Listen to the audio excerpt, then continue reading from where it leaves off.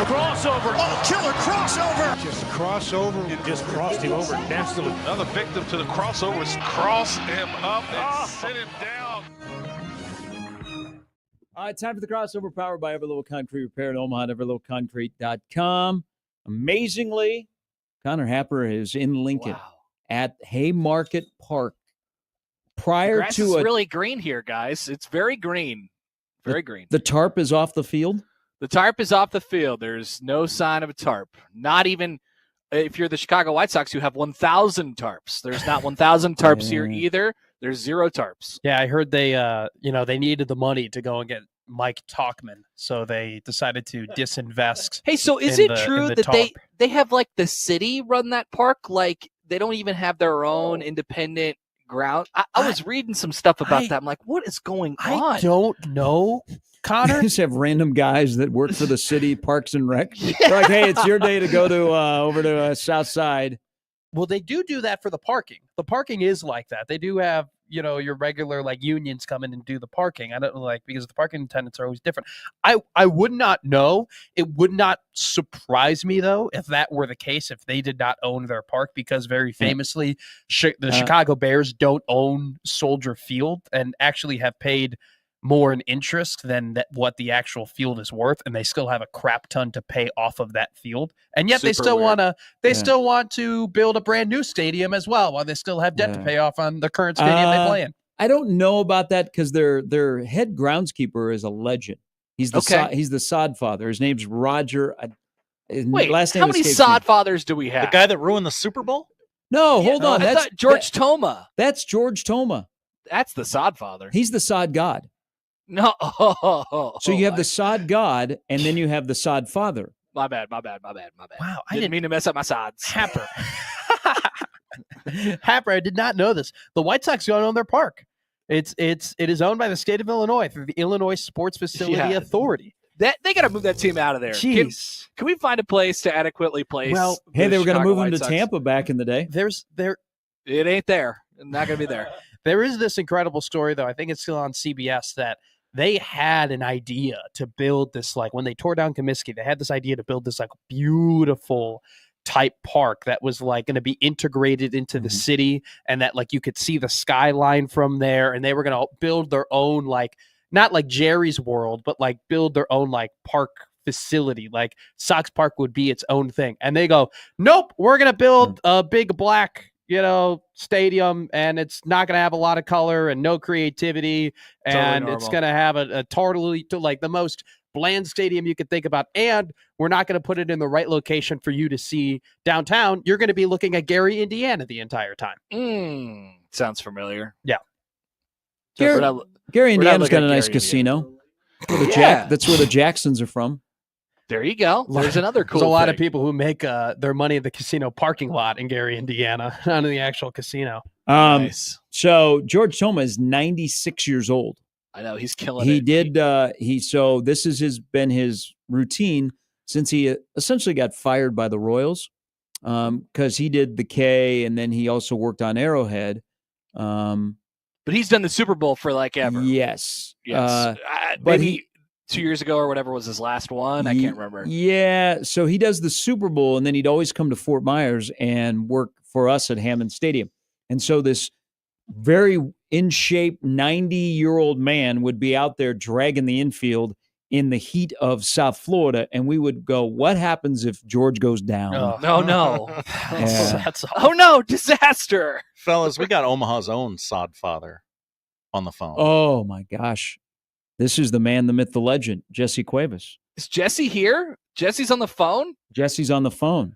He's probably out walking, or he just got done mowing his lawn again. Jesse, did they call you the sod father too? I mowed yesterday. All right, I missed you when I drove by. You were not out in the yard, which puts everybody else in that neighborhood to shame. Yeah, the competition's pretty low in that neighborhood. Let's put it that way. I'm like the tallest short guy in the room right now. But no, I heard you guys saying that thing at what is it? It's not Comiskey, whatever they call it. It's actually now Rate Field. It used to be Guaranteed Rate Field. Totally. You know, I will guarantee that was on the umpires. Oh, Okay. just calling it too late because they were late getting the tarp on. Well, those guys, them umpires, they're all, you know, they think the people pay to see them, and they're all like, well, we can get one more hit pitch in, we can get one more out in, we can get one more inning in, and then it's pouring down rain, and then they send 15 guys out there to risk their lives trying to put a tarp on, and then they just look at you like, well, you guys should have done better. So Hey. I guarantee you, I know Roger Broussard, he's a good man. He ain't going to throw anybody under the bus, but I'm not so good, so I'll throw somebody under the bus every time. It's a dangerous game, Jesse. As you know, I'm sure you've seen people get blown away by the tarp. I used to tell them guys, you know, used to argue with the firemen because they put all, and God bless them. I wouldn't want to do that work, but I said, you know, we go out there, 175-foot square piece of plastic with nothing but tennis shoes and T-shirts on in a 60, 70-mile-an-hour wind. You know, that you could tell there ain't a lot of college graduates doing that work. Well, so Jesse, so boots on the ground. What? Because I knew people who were there at the game. They told me that they first were late to get the tarp on, that it was already raining when they were trying to run to get the tarp on, but then the tarp got stuck while they were running it out of the field, that there was a malfunction there. Got heavy. Jesse, well, does that happen a lot? Does the tarp get like stuck? A vacuum, actually, guy. You know that when you put that heavy water on it, the way you move a tarp is you pump air underneath it. You know, you see those guys flapping the edges? Yes. And the air kind of moves it. Well, you get a suction because the weight of the water weighs the tarp down, and then you can't get any air underneath it, and then it ain't gonna move. It's just like bind it to the ground because there's nothing underneath it. You know, there's no friction underneath it to keep it moving. Yeah. And that's when that's when you figure you're going to pull your arms out of the sockets. And you keep going. I mean, it's like a dog with a bone. You just keep pulling, and you just don't want to give up. And at some point, somebody will come and say, you know, it's over, dude. You know. Plus, just think of this too: the time of year. I mean, that's a cold rain. It's rain. It's March rain in Chicago, and I have happened to me before, and guys on my crew, you can get hypothermia pretty quick. with that 40-degree rain hitting you, and I watched some of that video, and those guys didn't have a lot of protection on. They didn't have raincoats on. A lot of them didn't, and then all of a sudden your arms start shaking and you go dizzy, and you're like, where am I? And how come I didn't listen to my dad and go to law school? So oh, the memes of April at Rosenblatt Stadium. Oh my goodness. You know, and hail, we put it out in hail before. We had a kid get hit in the head and almost knocked unconscious. So, but I want to give you guys a quick shout out. I know today's opening day, which is, you know, one of the highlights of anybody's year, should be at least. There's a young man out there at Werner Park. His name's Joe Forrell Jr. He's the new groundskeeper. And that name, people remember his father, Joe Sr., local South Omaha baseball legend, player, coach. And I just thought it was nice of Martie to go back to his roots and put some more South Omaha guys in charge out there. We'll see what happens. That's awesome. Yep. Jesse, we'll see you out at Werner, or I'll see you in about 20 minutes when I drive by your house. All right, I'll be out there with one of them Stein Sharp. You can drop a few of them NCAA dollars in my bucket. So.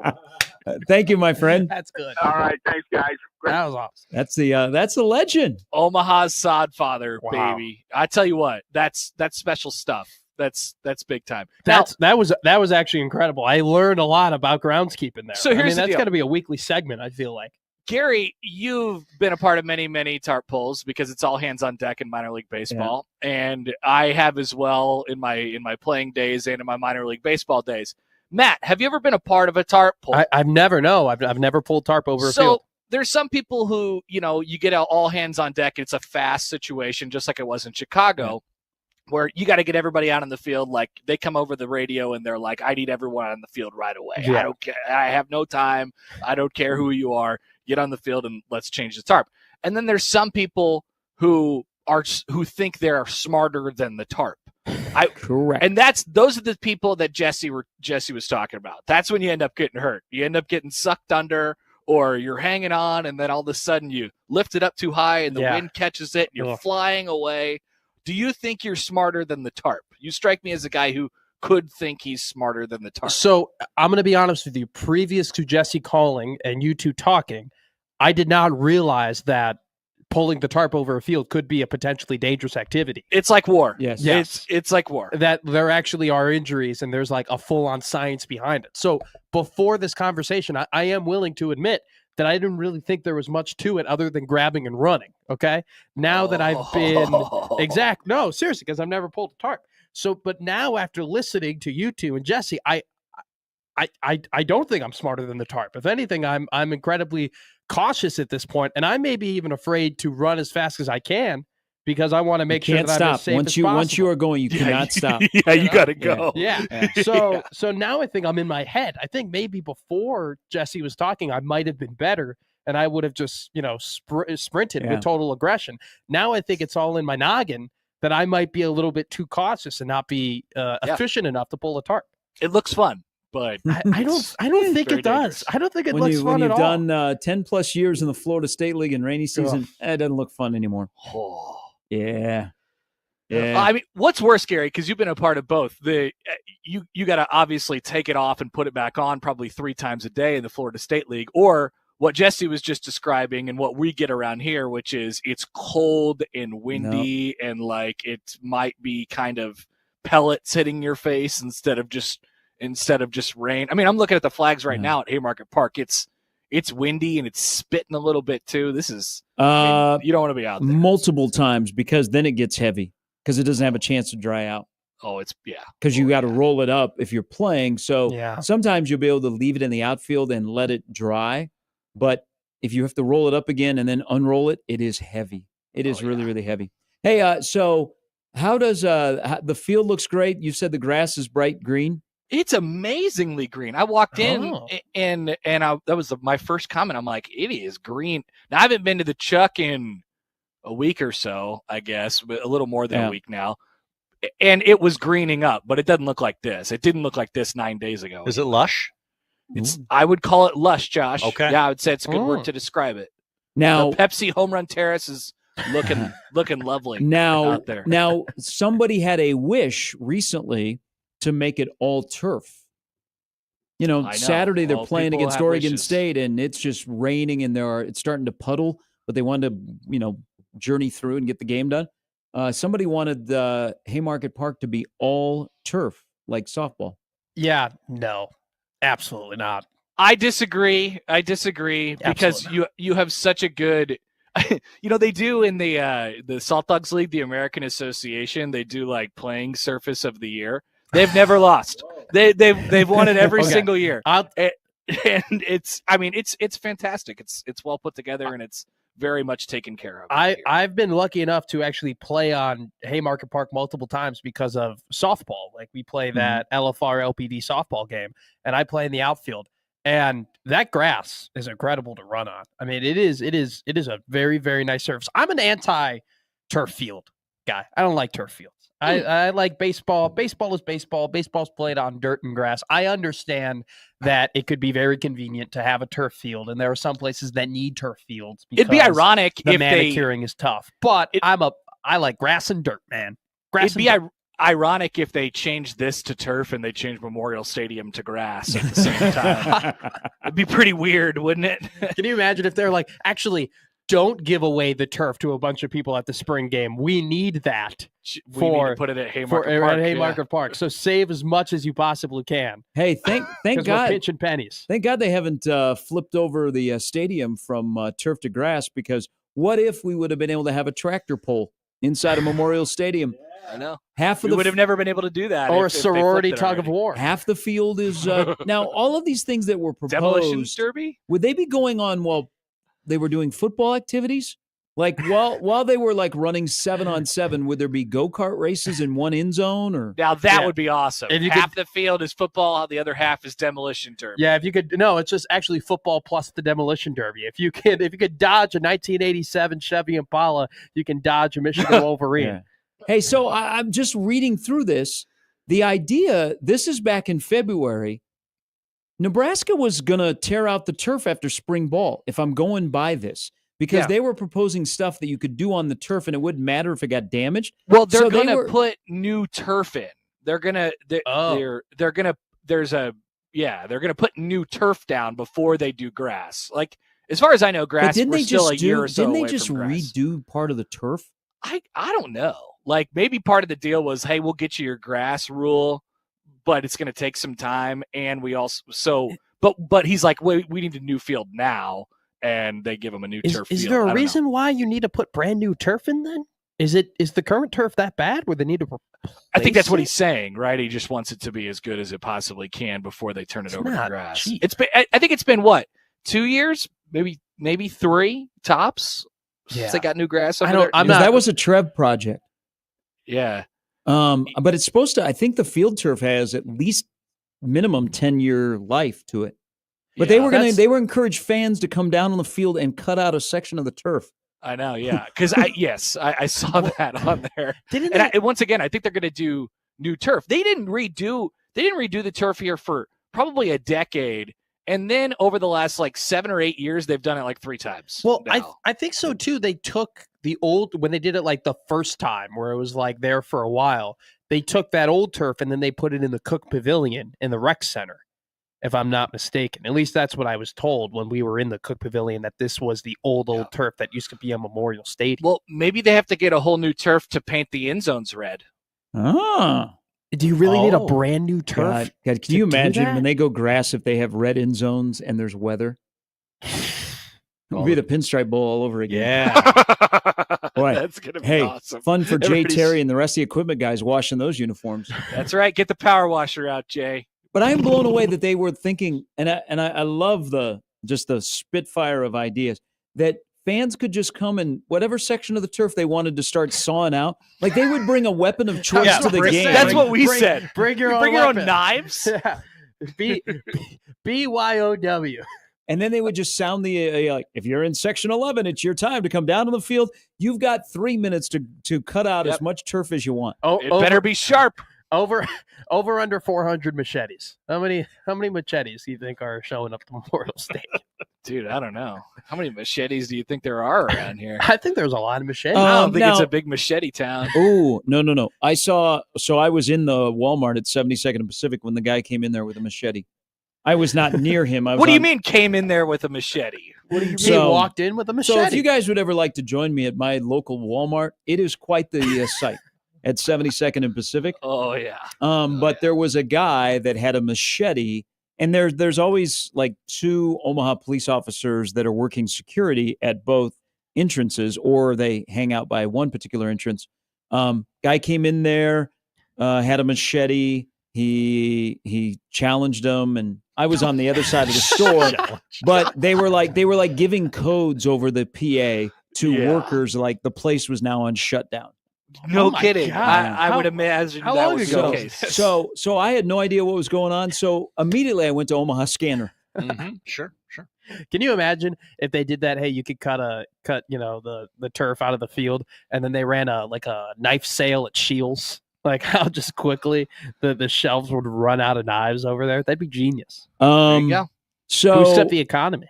So there is, just scanning Omaha Scanner, there are quite a bit of machete incidences. So this one was a little over a year ago, the one at the Walmart. The guy who apparently was threatening people. Yeah, with the But machete. he was taken into custody. At 24th and O, there was a armed party with a machete recently. I'm telling you, machetes are around, man. Those are their things, and they're really good to cut turf out of. At Omaha Scanner machete. Let's see. Oh, I'm watching a video. This is not from Omaha. But there's a man at a gas station with a machete. Holy smokes. He's just running around chasing everyone he can with that thing. He's ready to slice, too. It's a big one. Oh, I mean, yeah. all machetes are kind of They're big. all, yeah, exactly. But he was ready to do some damage. That's for sure. No machetes allowed at Memorial Stadium, not even to cut the turf. That's a hot take. That's a poll Yeah. question. Should machetes be allowed at Memorial Stadium? We already have enough hold on. machete-related poll You questions. We're over the quota. you don't have to walk through a metal detector, right, to get into Memorial Stadium? I mean, they don't care. Don't they wand you? They give you a little... Oh, don't you that's have right, to- they do. I've never Yeah. been wanded. Not to You worry. gotta... toss your phone in the thing and then walk through, don't you? I Yeah. don't know. Hey. By the way, the security in Providence, when you have to walk through that, like where the media and the teams go, Yeah, nobody cared. Oh, guy's like, "Hey, I'm just getting paid." yeah. He goes, like where you're supposed to show him your backpack. He like rubbed the top of it and he goes, "You're good." Have you ever seen the what's the oh my god, the Waste Management Open, where the guy who was there who was like patting everybody down and he wasn't even touching anybody? He was just going like, We referenced that one like yesterday. He was going like this, like he wasn't even he literally had 2 fingers. He had 2 fingers on both hands and patted down like this and then this. It was done. He didn't touch one part of anybody. It was absolutely incredible. You're so at the mercy of like who you get, because like I've gone to, whether it's here at Memorial Stadium or anywhere you're trying to, like, okay, we got to check your bag. There's some people that'll be like, can you open it up for me? And then they're like, whoop, they just take one little peek in. They're like, Yes. you're good. And then there's some people who are like, I need you to open all your 42 zippers Jeez. and pull it open for me. And I'll just take a look around. Sorry. I kind of just have to. And they won the whole deal. And I'm like, what happened? Yesterday I came in here and nobody cared whatsoever. I saw this video of this guy yesterday. He was going into a baseball game and you had the clear plastic bag, right? No big deal. And he had this, you could see it the entire time, this like kind of black block, right? And around the block was a wire. Okay. So like, everybody thought it was a charger, right? It was a portable charger, no big deal. He walks in and then he has a video of him like getting a glass of ice. And then he sits down at the table, he's vlogging himself, and he pulls out the black block that looks like it has a charger. Yes. And it was a flask. It was absolutely He was genius. at the Dodgers game. Yeah, it was at the Dodgers game. The guy brought in just a flask full of whiskey and he made it look like a charger. It was absolutely genius. Hey, what time is football media this morning? It's at 11:35 is when the practice is supposed to be done. I'm trying to see if I can see any footballs that pop up over the Hawks Championship Center. Any big punters? That's all I can see. Because it may not be a McAllister day over there. You don't think so? I mean, they love being outside in crappy weather. This is like Rule's wet dream. They need all the help they can get. His wet dream. Yeah, Rule's like, I love the worst weather possible. Can we please have this? Seriously, he loves it. He loves the wet ball drills. He does. 100%. Big wet ball drill guy. He's a total sicko. Hey, Total sicko. I saw this on ESPN yesterday, and I think it's absolutely genius, and I cannot wait to watch it. But Arsenal FC, did you see this, is having a new dating show that's surrounded around their football team. They're going to have single fans go on blind dates to football matches, and they're going to like record it all and everything. And it's going to be like, it's going to be a reality dating show, but it's going to take it's going to take place under the confines of an Arsenal FC game between single massive Gunner fans. I think it's not with members of the team. No, right? not with members of the team. This is just fan members, but like it's just going to be a Arsenal FC centric dating blind date show, which I think is funny. Absolutely incredible, and I cannot wait to watch it. Because you should have put that on the spring game list. They Husker dating pool. They have to. Boo. Here's the thing, though. Speed date with a Husker.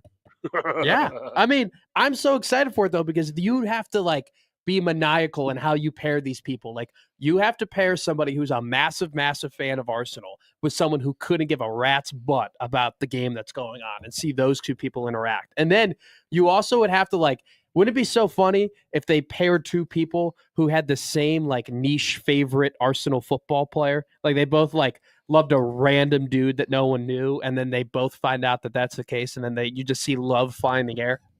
Let's see. Say your favorite player on 3. 1, 2, 3. Martin Gabriel Jesus. Oh. Oh. See, we're not meant to be. Marty Havlat's a hockey player. I didn't know we were doing that. I don't know a Gunner. I just Googled it. I just Googled Arsenal football players. It'd be great. I'm going to be watching it. I'm not a reality TV guy. I'm going to be watching this. I'm going to be glued to the TV. Hell, I might move to London to try and be on the show. Whoa. Wow. All right. See you later. That might be a little expensive, a little bit more expensive than Omaha. Yeah. Like Jacob Bigelow's Twitter. Move to London. Or just not exist or at all. Belize. Or yeah, just, yeah. Hey, it's all joke. Connor, it's all joke. It's all joke, man. Don't take anything seriously. It's all joke. Yeah.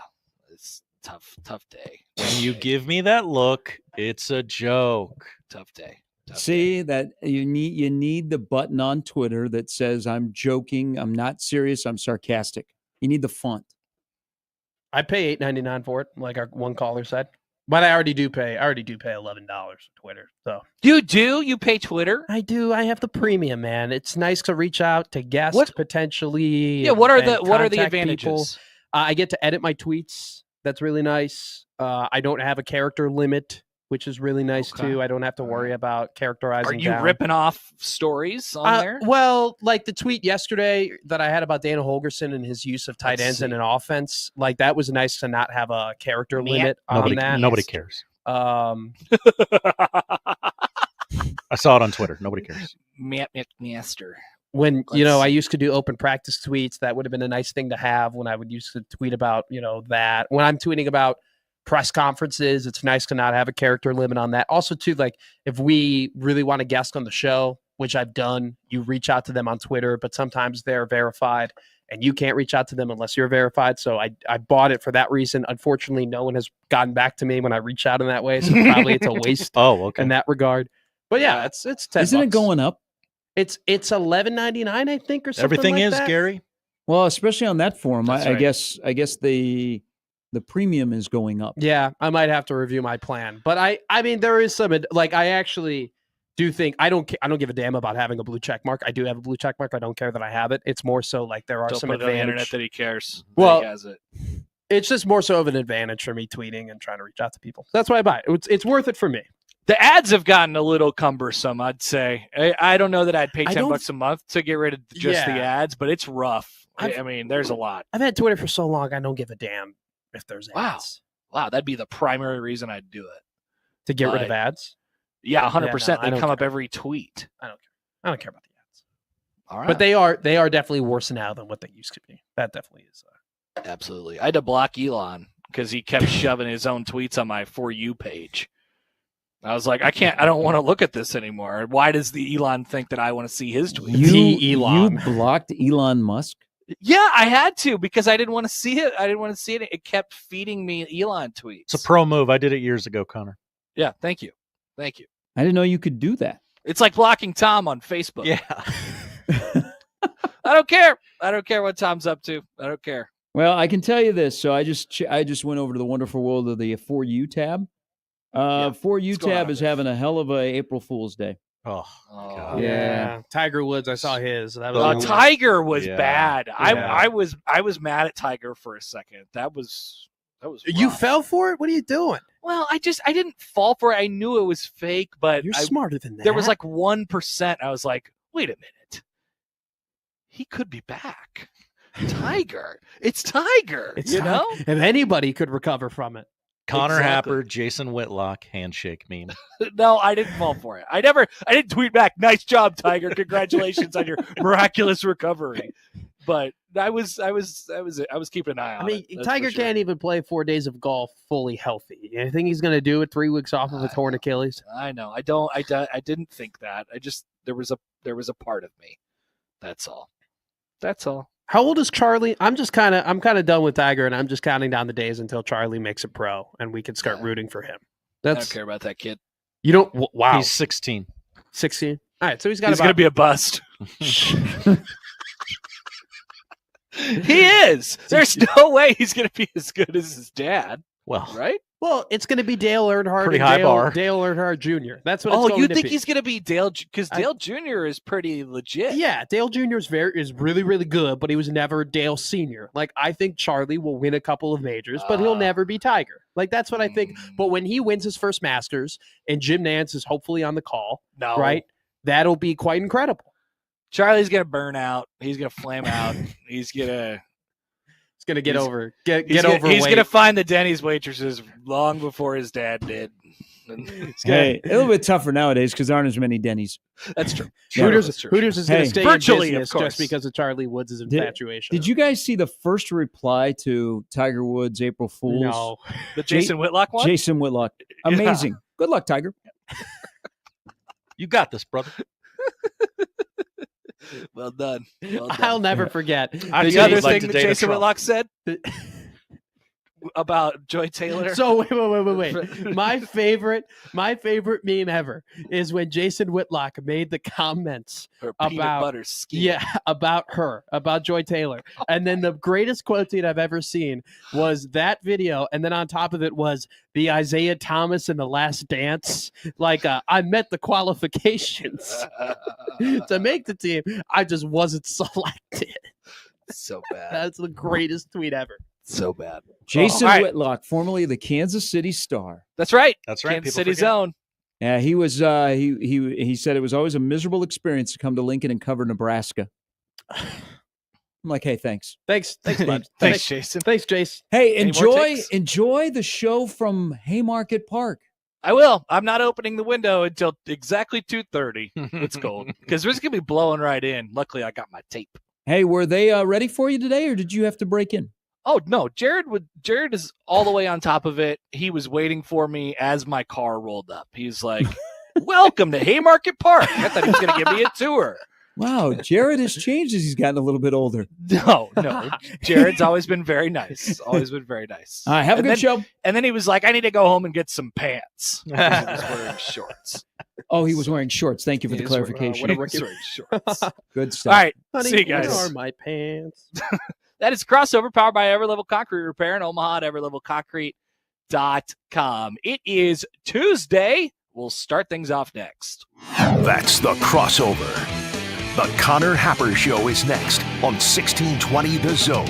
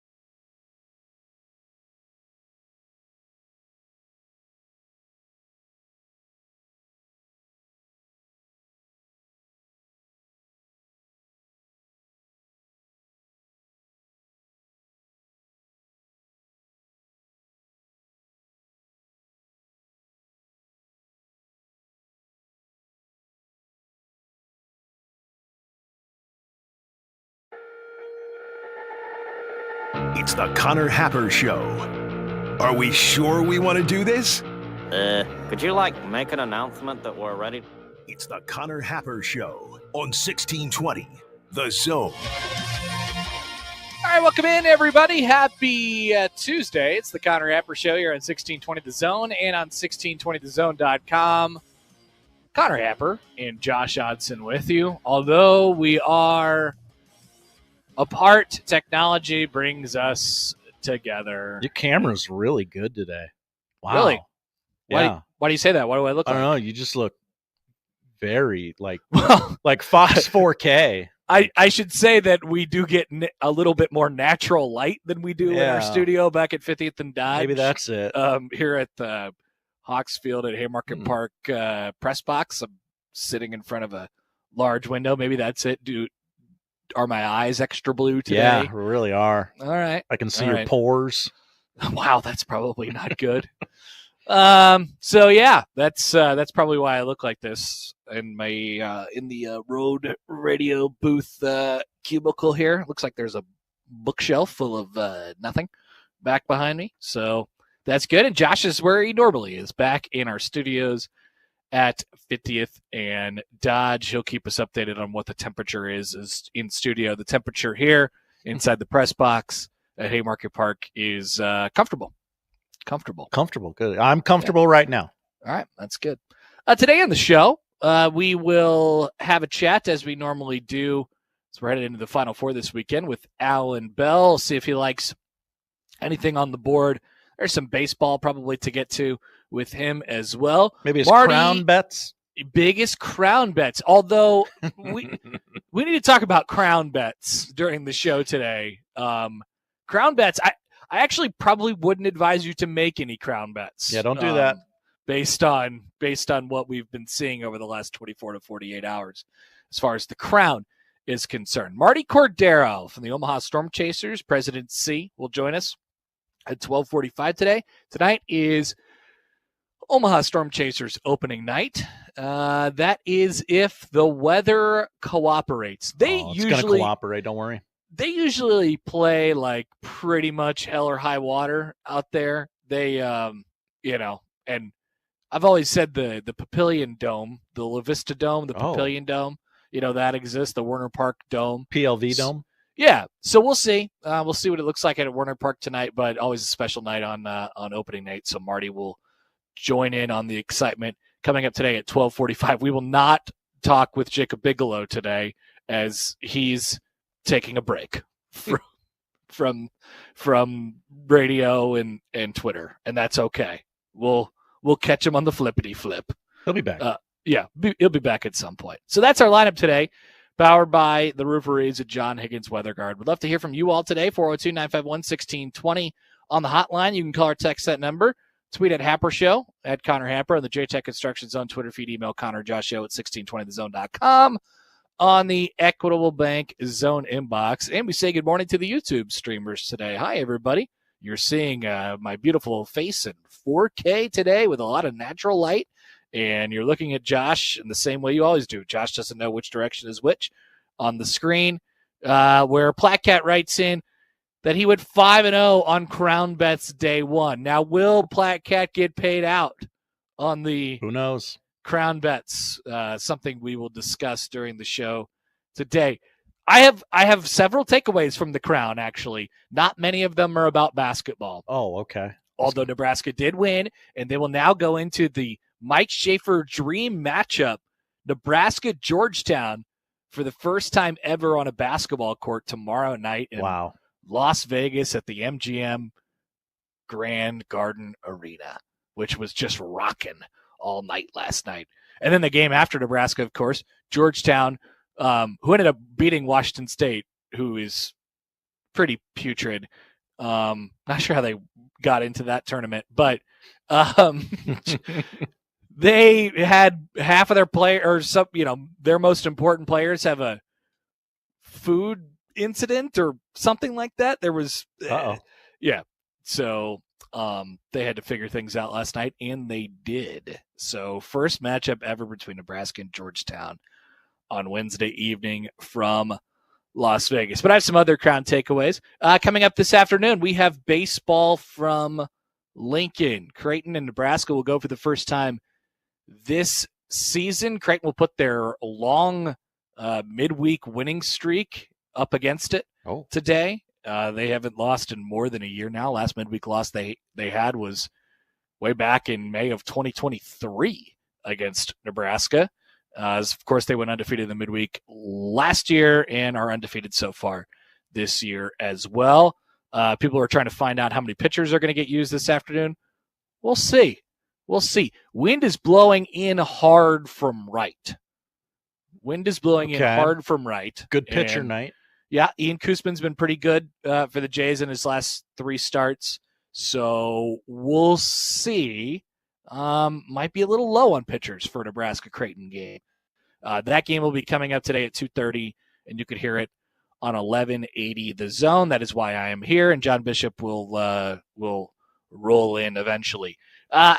Also today, we're going to need a Josh Otson vibe check on the Atlanta Braves. Spoiler alert, it's not great. Okay. All right. That was a pretty big spoiler alert, no doubt about it. But I'm interested. How you feeling after the team did not have a great weekend in San Diego and now has one of their key offseason signings suspended due to performance-enhancing drugs, let's say. Let's say performance-enhancing drugs. Trying to enhance performance. I would debate the title of those drugs. Okay. All right. Coach Prime gets a no from the NCAA as far as his exhibition spring game. Bill Connolly looks at the top 90 quarterbacks in the 2000s. Nebraska had one on the list, and I want to make that a bigger topic, and we'll do that this afternoon. The Crown thoughts, the Sacramento Athletics or the Athletics debut, and they debut to nobody's surprise, many things going horribly wrong. The NFL's overtime rules are changing again. Tiger Woods does an April Fool's prank. And the units, Josh, the units. Oh, we love units. We know how many units everybody gets. And to nobody's surprise, the SEC gets the most units. A record units poll. SEC indeed. That is the setup for today's show. We are very pleased that you're with us. Tell a friend. We're live in Crimetown, but I am locked safely in this beautiful, beautiful radio booth, so there's no harm coming my way. Oh, Josh, I like that graphic there. Did you bevel the 80? I didn't. Or did you make it into balloons? What did you do? I looked for a graphic that had the number 80, and the best one I could find was balloons. Okay, balloon 80 on the interstate symbol. I took Interstate 80 to get here, and it was windy, and then I thought to myself, not once, not twice, but multiple times on the way down, oh my God, I can't believe John Bishop does this every day. Or I used to do this for like a year and a half of my life. Horrible. Bad times. Would not recommend. Yeah, I don't wish that on people. Wouldn't recommend it to anybody. But we will have baseball this afternoon in front of the weather in the state. That's why we'll be playing at 2:30, and that is why I am here today. Once again, would love it if you guys got in touch with the show. Any questions, thoughts you would like to bounce off of us, we'll take them. But we're off and running here on a Tuesday on the Connor Happer Show on 1620 The Zone. The Connor Happer Show. Who's pitching tonight? Yu Darvish, having a great year. The Connor Happer Show. I know about that guy. On 1620 The Zone. What a mess.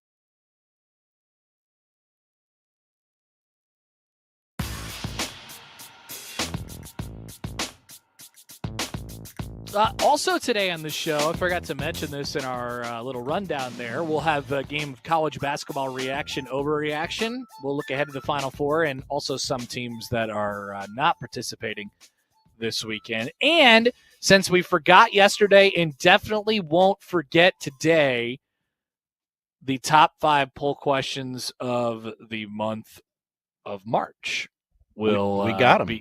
They've already been assembled, I would assume, right, Josh? No, it's ready to go. So got a hard ready? copy and everything.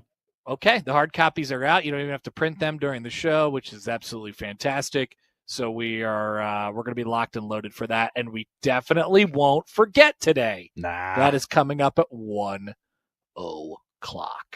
And by the way, it's April 1st, but there will not be. I mean, I guess no guarantees. Like, we make bad jokes all the time, and we sort of like say things sarcastically a lot on this show. But back in the day, April Fool's Day was just like the best / worst day for radio possible. Back when bits were a thing, everybody was doing something. You almost had to do something on April Fool's, or you couldn't consider yourself a radio show. I don't have anything in the plans today. I will let you, like to the forefront, transparency. I have nothing. No practical pranks played and planned on the audience this afternoon, other than me sitting at a baseball field for a game that's going to take place at 2:30 in the afternoon. And I got nothing in the works. I'm coming clean.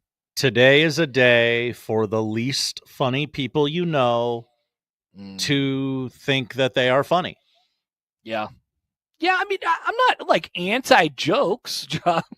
No, jokes are good. Jokes are fine. You could do them, and what did you grade Tigers on a scale of 1 to 10? So Tiger Woods, let's I guess tell people what he did. Yeah. Tiger Woods tweeted this morning at, I believe it was in the 7 o'clock hour. Yes, 7:43, and he doesn't tweet very much. And when it's like, you could tell when it's from Tiger, right? But he says this. I can't believe I'm saying this, but a few weeks after rupturing my left Achilles, the sleeping in a hyperbaric chamber, plus the explosive lifts, my doctors and trainers have me ready to play the Masters next week. Can't wait. See y'all on the course. That was from Tiger Woods this morning. So, as we all know, Tiger's having major Achilles surgery. Just had it, and maybe Aaron Rodgers made me feel like this joke is actually, he could end up coming back in a hurry. I didn't think Tiger was coming back. Don't put it on the internet that I fell for Tiger's tweet. But what did you think of Tiger's tweet? Funny or not funny? So the source is so unexpected to make a joke that's almost the actual joke is, hey, so maybe this is a day for, it's a really a good point. Like, maybe this is a good day for people who don't make jokes.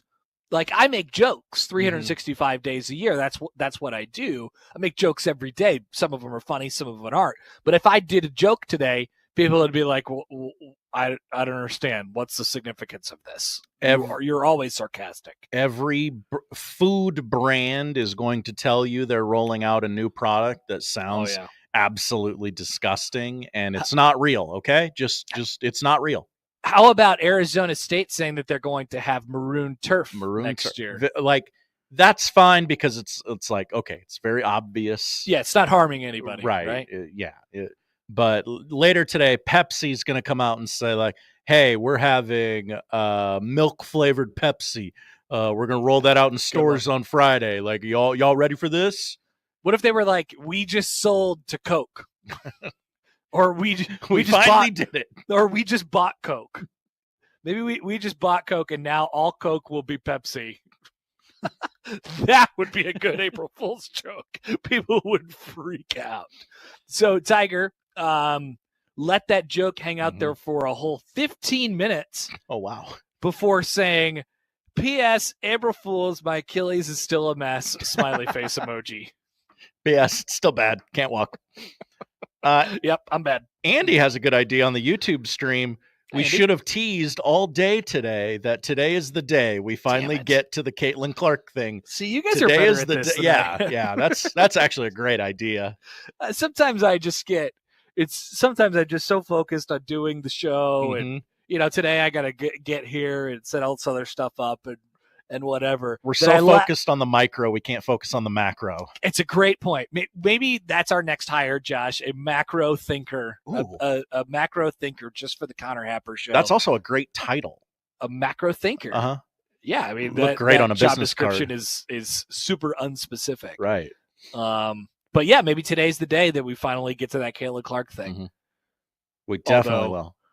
I guess the joke, I mean, we've been making that joke for a long time. Oh, we'll get to the Caitlin Clark thing today.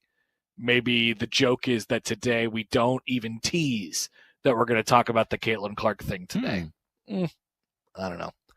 Andy also says maroon turf when it's already 110 degrees out. Sounds about right for Arizona State, actually. Did you see? So we're going to talk about the Crown here in a second.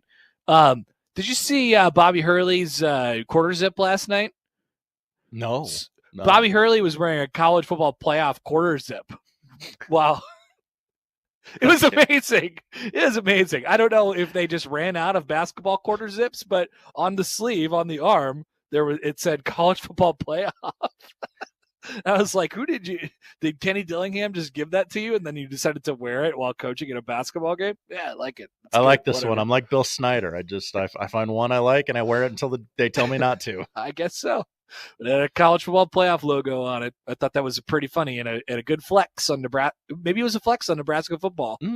It's like, where's your college football playoff? Oh, you've never been? Quarter zip. That's weird. we just were. Like it's hard? Yeah. From the text line, Aaron writes in. Hi, Aaron. For instance, on April Fool's jokes, Nebraska football says they will tweet today that they will be good, and actually are. Sigh. April Fool's Day is really stupid, but I think the best way to do it is make a ridiculous claim and then actually go through with it. That would create a lot of marketing because it would actually catch people off guard when they go through with it. Oh, yeah. So maybe that's the new bit for today. You say something crazy and then you actually do it. And everyone, when it rolls out, is like, I thought that was an April Fool's Day joke.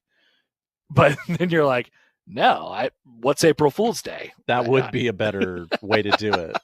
It'd be funnier. It'd be but it wouldn't be an April Fool's Day joke at that point. It'd just be truth and reality. All right. A lot of different ideas. A lot of different approaches to April Fool's Day. We'll, if we see any especially bad ones from brands, we will make you aware of them on this show. The Crown, not an April Fool's joke. In fact, it's so good that they don't play on April Fool's Day just to avoid all confusion. They say this is a real life event and people care about this. Well, there are 4 Crown games today. Nebraska doesn't. The left side of the bracket doesn't play on April Fool's Day. That's how real that event is. So we will talk about that. And I guess there is a little bit of basketball mixed in as well. Coming up in the Connor Happer Show on 1620 The Zone.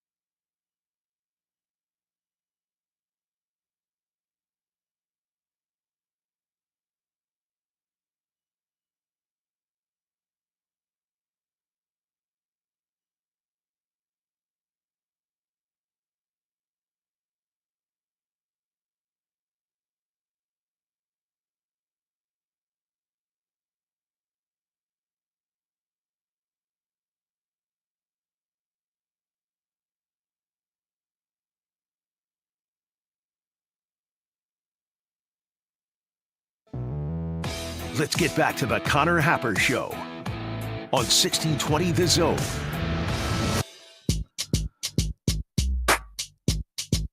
All right, welcome back. Connor Happer, Josh Hodson with you here on the Connor Happer Show on 1620 The Zone and on 1620thezone.com. 1620 The Zone, home of the Omaha Food Fight, presented by Union Bank and Trust, where the Foodie 4 is underway. Just 4 remain. 4 are left standing at this point, the best in the Metro, and the the 2 Foodie 4 matchups and after tomorrow. So get your votes in right now, and then the championship game voting will be Thursday through Monday. Vote now, 1620thezone.com for your favorite restaurant and see if they can advance to the championship and then win it all. That's the Omaha Food Fight presented by Union Bank and Trust. Ladies and gentlemen, the crown. You What had a doubts. tournament. You doubted it. You doubted it. You thought it was going to be a nonsensical thing with nonsensical players and nonsensical referees and rules and in a nonsensical place. But no, it was fantastic. It was great. It was everything it was cracked up to be. I don't know if it necessarily was from the basketball standpoint. That's not what this segment is going to be about. So I'm over the years, we have now gotten used to events being held in Las Vegas, right? It happens certainly more often now, and there's 100 different, Thanksgiving time college basketball tournaments that are happening in Las Vegas. We've had NCAA tournament games. Obviously, there's a hockey team. There's about to be a baseball team. There's a football team. And anytime there is a sporting event, a major sporting event, or really just a sporting event that happens in Vegas, the imagery is very Vegas. Debo says right now on YouTube, he says, stop giving Vegas everything. Oh. So it's up to you whether you think this is good or bad. But every sporting event that has ever happened in Vegas is the same. We make a bunch of gambling references. We show a bunch of casino B-roll. We have, introductions of the players or whatever, and they're like a slot machine. Oh, everything came up Bryce Williams, or something like that. And then what happens is, if you are a person like me, and that is the marketing, that is the audience, right? It is to younger or not younger people who like to go to Vegas and, gamble, have a good time, enjoy some fun in the sun, go to a show, get some good food, whatever it might be. But people who like to go to Vegas watch these events that happen in Vegas, and then all of a sudden you want to go there. And that's all I can think of last night while watching this basketball game. Oh my God, I don't care at all about this basketball game. It is meaningless. It is pointless. I don't know why we're doing it, but all I want to do is go to Vegas after watching these things.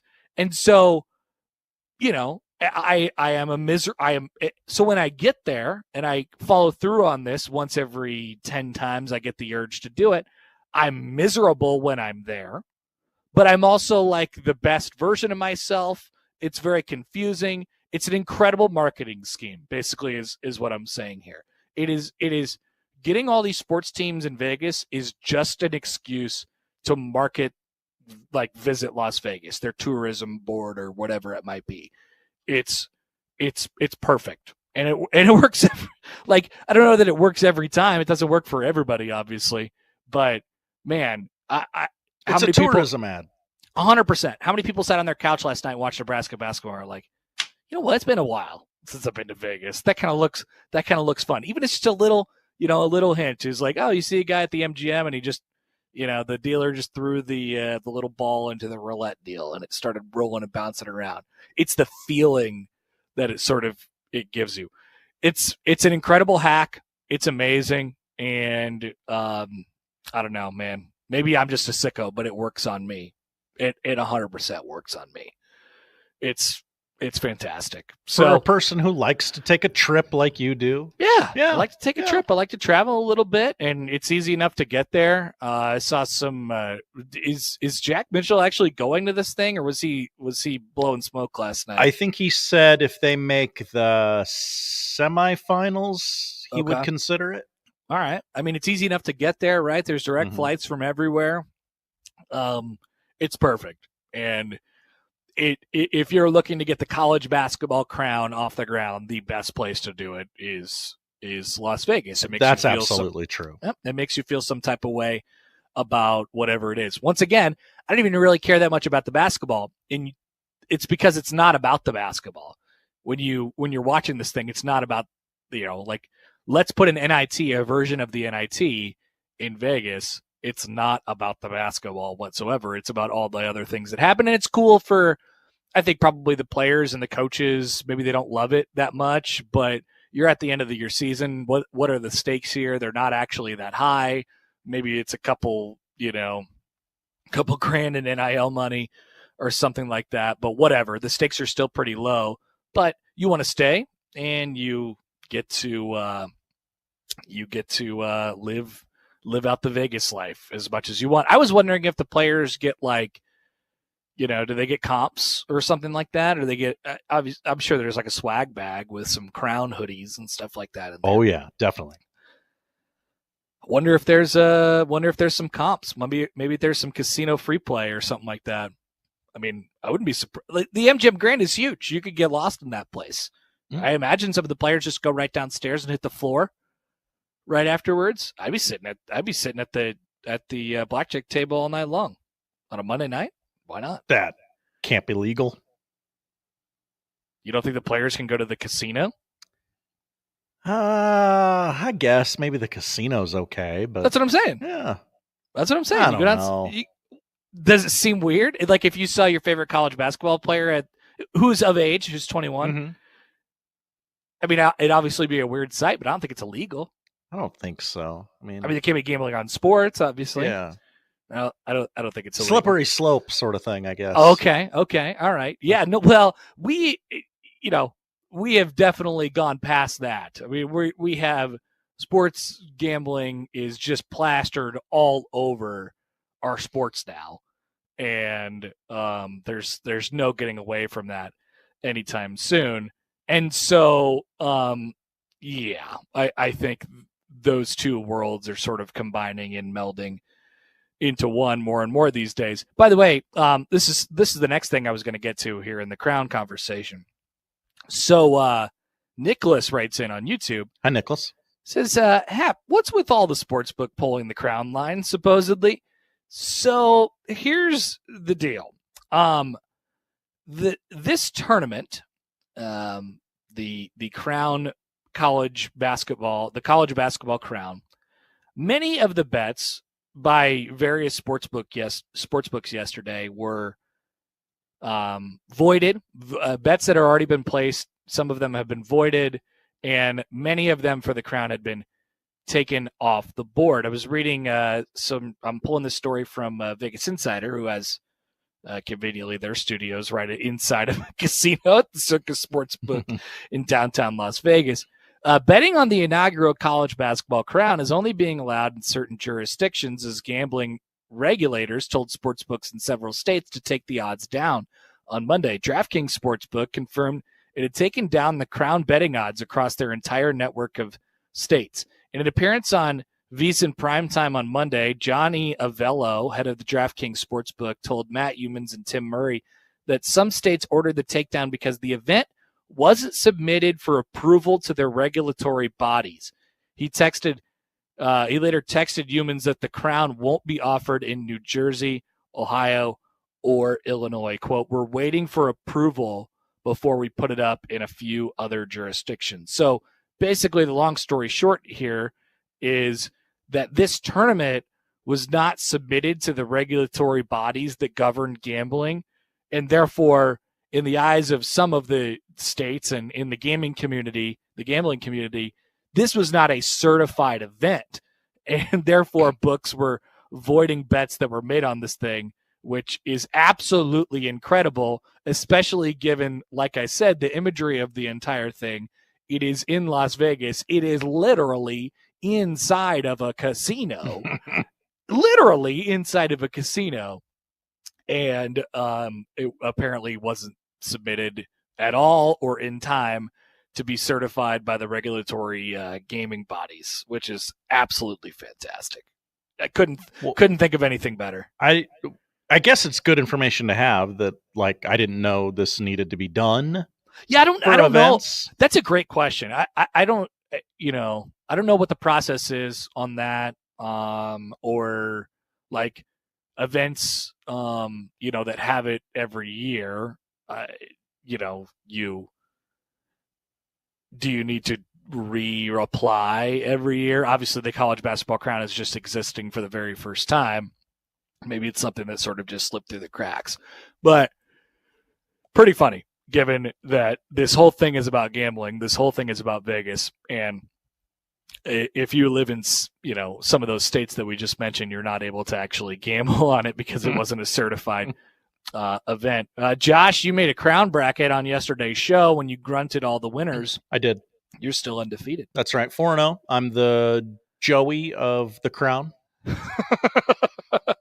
Joey impressive. Went 19-0 or 22-0 or something. And what did you think of the Nebraska game last night? I loved that when the game was over, I saw the score and Nebraska won.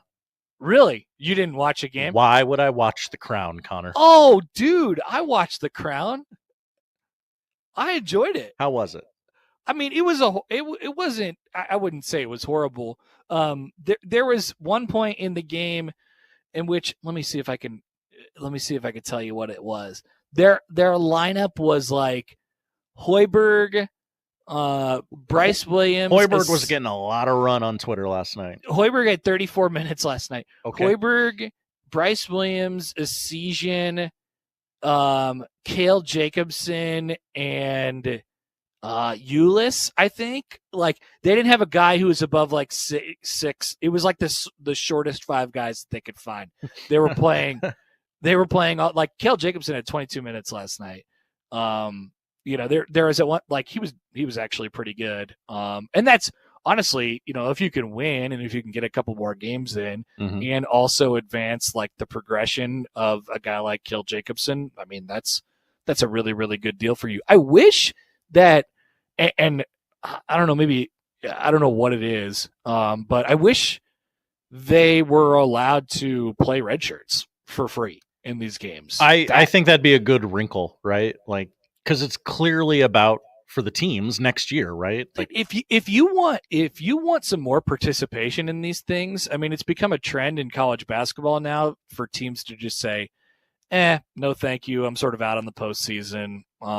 But chances are there's a couple guys, at least 1 or 2 on everybody's roster, who they feel like, oh, they're going to be a developmental piece, and we would love to get them some run for free, or change the redshirt rule in basketball overall closer to like what it is in football, where you could play a percentage of the team's games and still be able to retain your redshirt or something like that. But that seems like a no-brainer. Like, I think Nebraska would have loved to play a couple guys that are a little bit deeper on their roster who they haven't had a chance to play this year. I mean, obviously, exemplified by the fact that they were like to play anyone else, I'm sure.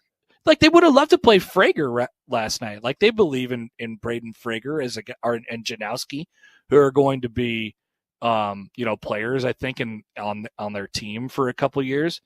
Like, what's the harm in those guys getting some run? Especially if you're only going to play one game. If you're going to lose it, like, I think it'd be a really positive developmental experience for those players. But no, it was an enjoyable watch. Nebraska played well in the second half. Bryce Williams dropped 30. He made the free throw late to get him to 30. Second Husker in the Big Ten era with 4 30-point games in a season.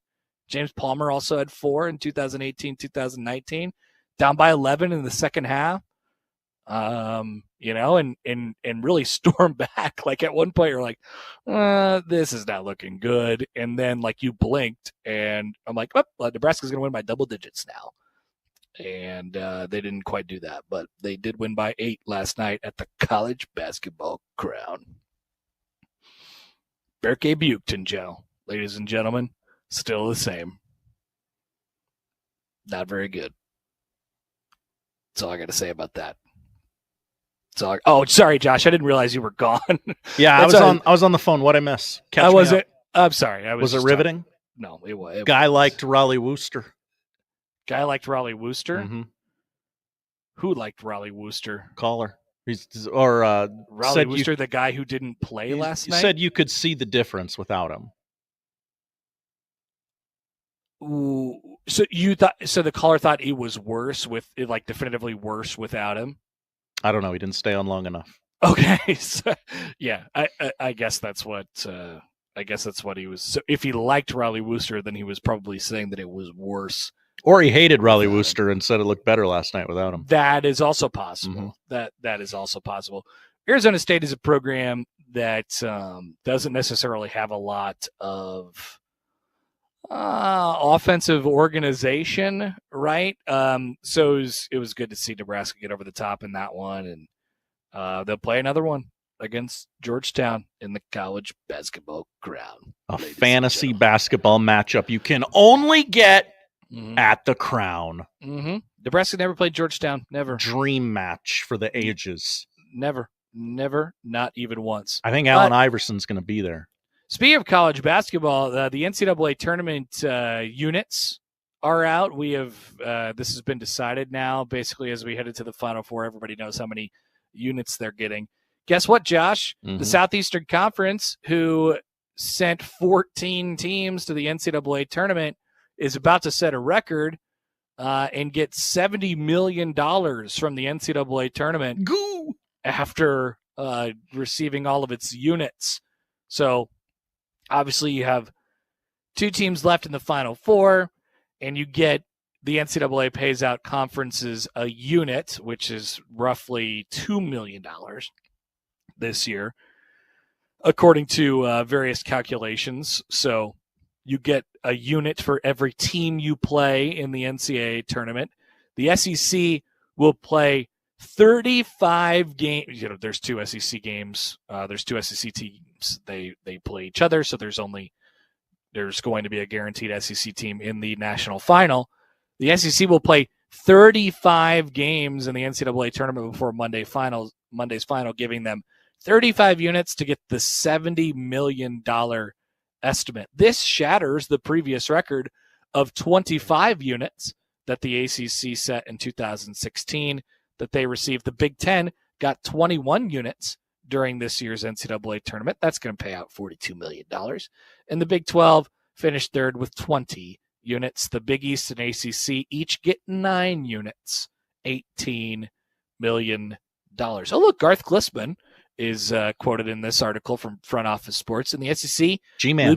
We believe the financial results follow the underlying work, and we remain laser focused on our work. And there's a little bit of a confusing thing because it goes off of this rolling, distributed 6-year average of what it actually is. But that's a pretty fair estimate. So the moral of the story here is, ladies and gentlemen, everyone should really, if you want your conference to get, if at the end of the day you decide that getting the most teams in the NCAA tournament, therefore getting the most units, the money is the most important to you. You're trying to find the way to earn the most money off the NCAA tournament. The moral of the story here is you should do really well in the non-con, because that's why 14 teams got into the dance from the SEC in the first place. We explained this a couple weeks ago on the show. Once it was decided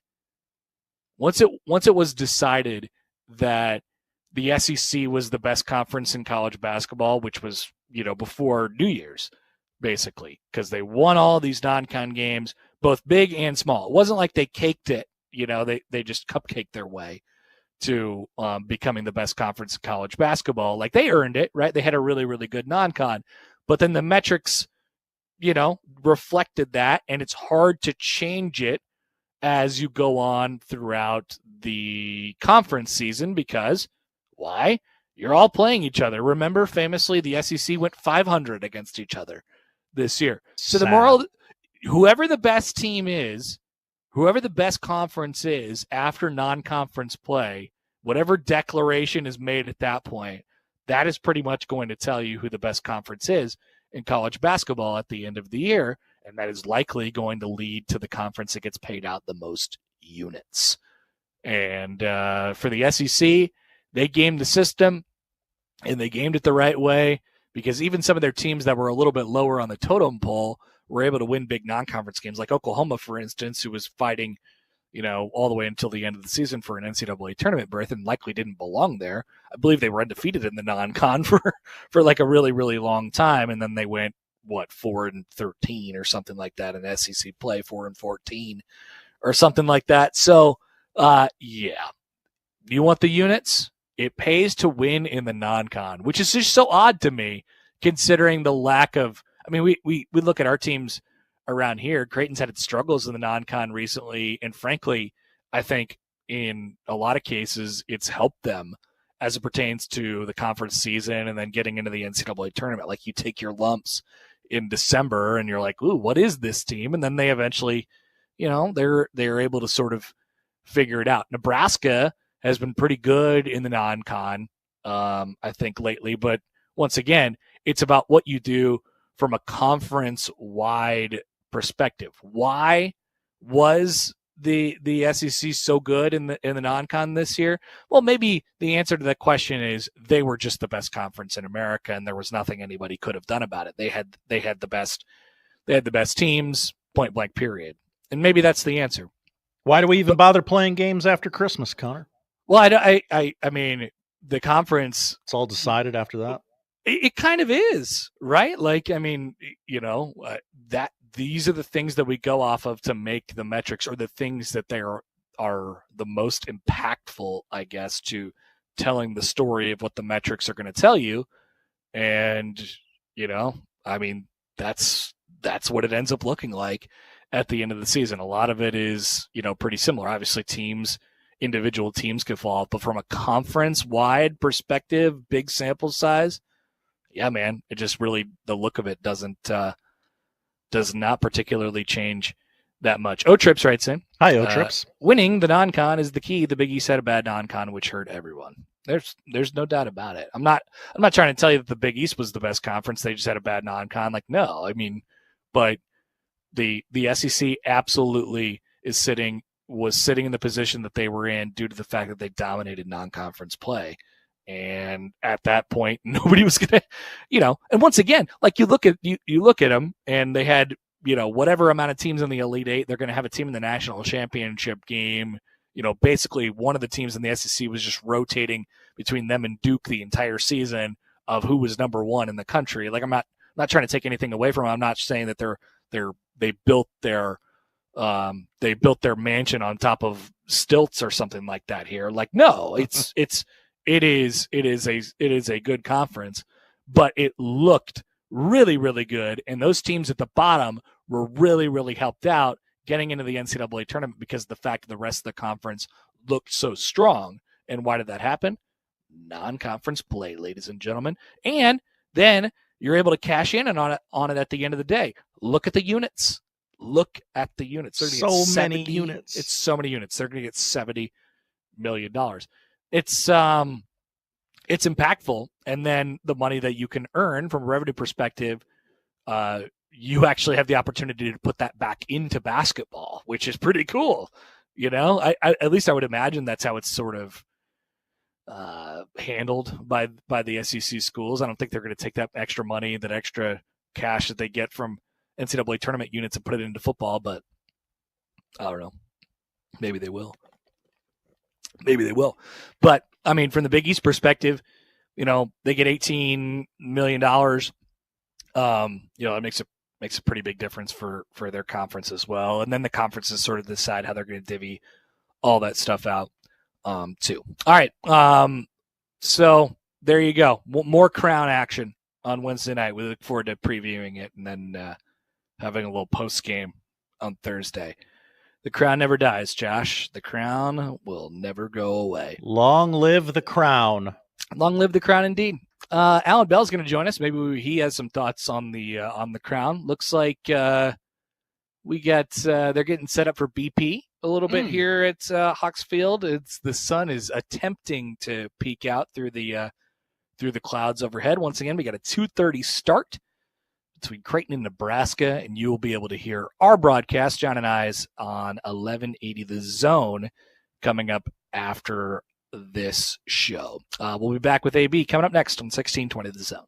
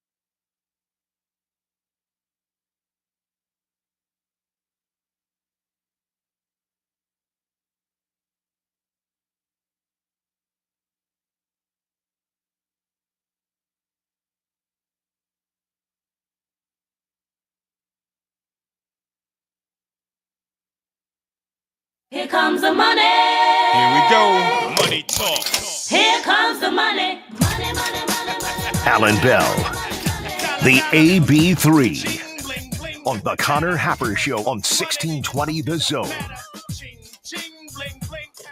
All right, we're joined now on the hotline by our good friend Allan Bell of Driving the Line. AB, good morning to you, my friend. How we doing? Good morning. Doing fantastic. You doing all right? I'm doing great. We're 3 hours away from a college baseball game, and I'm sitting in a press conference not in a press conference, in a press box right now, just looking at the wind blow in, looking at all the cold people outside, and I'm up here in my warm box. It's great. Look at you. Hey, yeah, you're sitting pretty right there, my friend. Hey, you know what? That's the torpedo bat of sitting. You're great. Hey, if you're interested in any, here's all I know about today's Creighton, Nebraska game. The wind is blowing directly in very hard from like right center field. So nothing doesn't look like there's going to be a whole lot going out to right today, although it's a pretty small yard, especially in right field. But there's your wind report here from Lincoln. Hey, you know what? That's absolutely helpful. So under 14.5. Let's go, baby. Is that the number? Is that the number on this game? Do you have that? It was when I saw it earlier. It might have moved. It might be 13.5 now, but yeah, it was 14.5 earlier when DraftKings released it. So yeah, interesting. Yeah, I would lean low scoring. Listen to your win report. Yeah. Okay. So did I see correctly that you have ordered a torpedo bat just for the podcast? What are you really buying a torpedo bat? I have. I've already purchased it. $199.99. Not bad. I already instantly. All right, not happy about that price, but I mean it's a part of history because it's going to be a felony to own one here in about a month. All right, so I want to go ahead and get my hands on one while we can, and yeah, like dude, it's wild because I mean I don't know if it is truly making a difference or not, but I mean I'm all for it. Like I like the redesign of the bat. Like I feel like we haven't really done this in like 100 years with wood bat, So, I mean, I'm behind it. Like, how do you guys feel? Like, are you per con torpedo here? Yeah, I guess I can't. I guess I'm not pro or con. Like it feels like, which is fine. Yeah. Yeah. It feels like it's I don't know if it's like 100% a necessary thing, but it's a nice shortcut for players who are getting jammed maybe a little bit more than they want to. But this also isn't like it's not going to eliminate the regular bat because there are still many baseball players out there who are like, yeah, that normal bat, that's working great for me. I think I'm good. Yeah, it's gotten them this far, right? And the torpedo bat, like it looks like if you took a fungo and a bowling pin, all right, and just merged them together. Like that's what you've got. I imagine it would be like really comfortable. I haven't grabbed one. Like I haven't felt the weight distribution on one yet, but I imagine it'd be like super different just as far as the weight is distributed to swing around. And that's why I bought one, and I had to buy it through the manufacturer online, and so I agree on that. And then also, side note, and we can bet on this. All right, they said it ships within 5 to 7 days. I don't think so. Like, I'm taking a guess that it's going to take longer than that. So I'll keep you updated on that over or under. But I'm with you. Like, I want to. Like, I literally just want to get my hands on it and see, is it that big of a difference? Because if it is, it's going to affect everything that we do.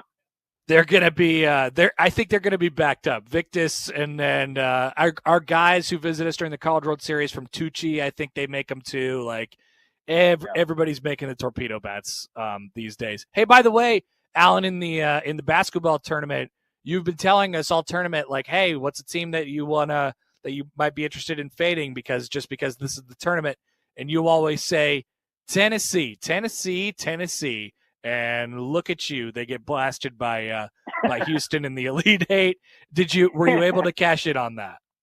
I was, and look, I'm still waiting for Tennessee to start that game, right? Like Houston just absolutely smoked them. And the crazy thing is, like, I can't wait for this Houston and Duke game, man, because these two teams have been themselves all year long. I don't know what's going to happen in Auburn and Florida. Florida should have been put out twice in their last 3 games.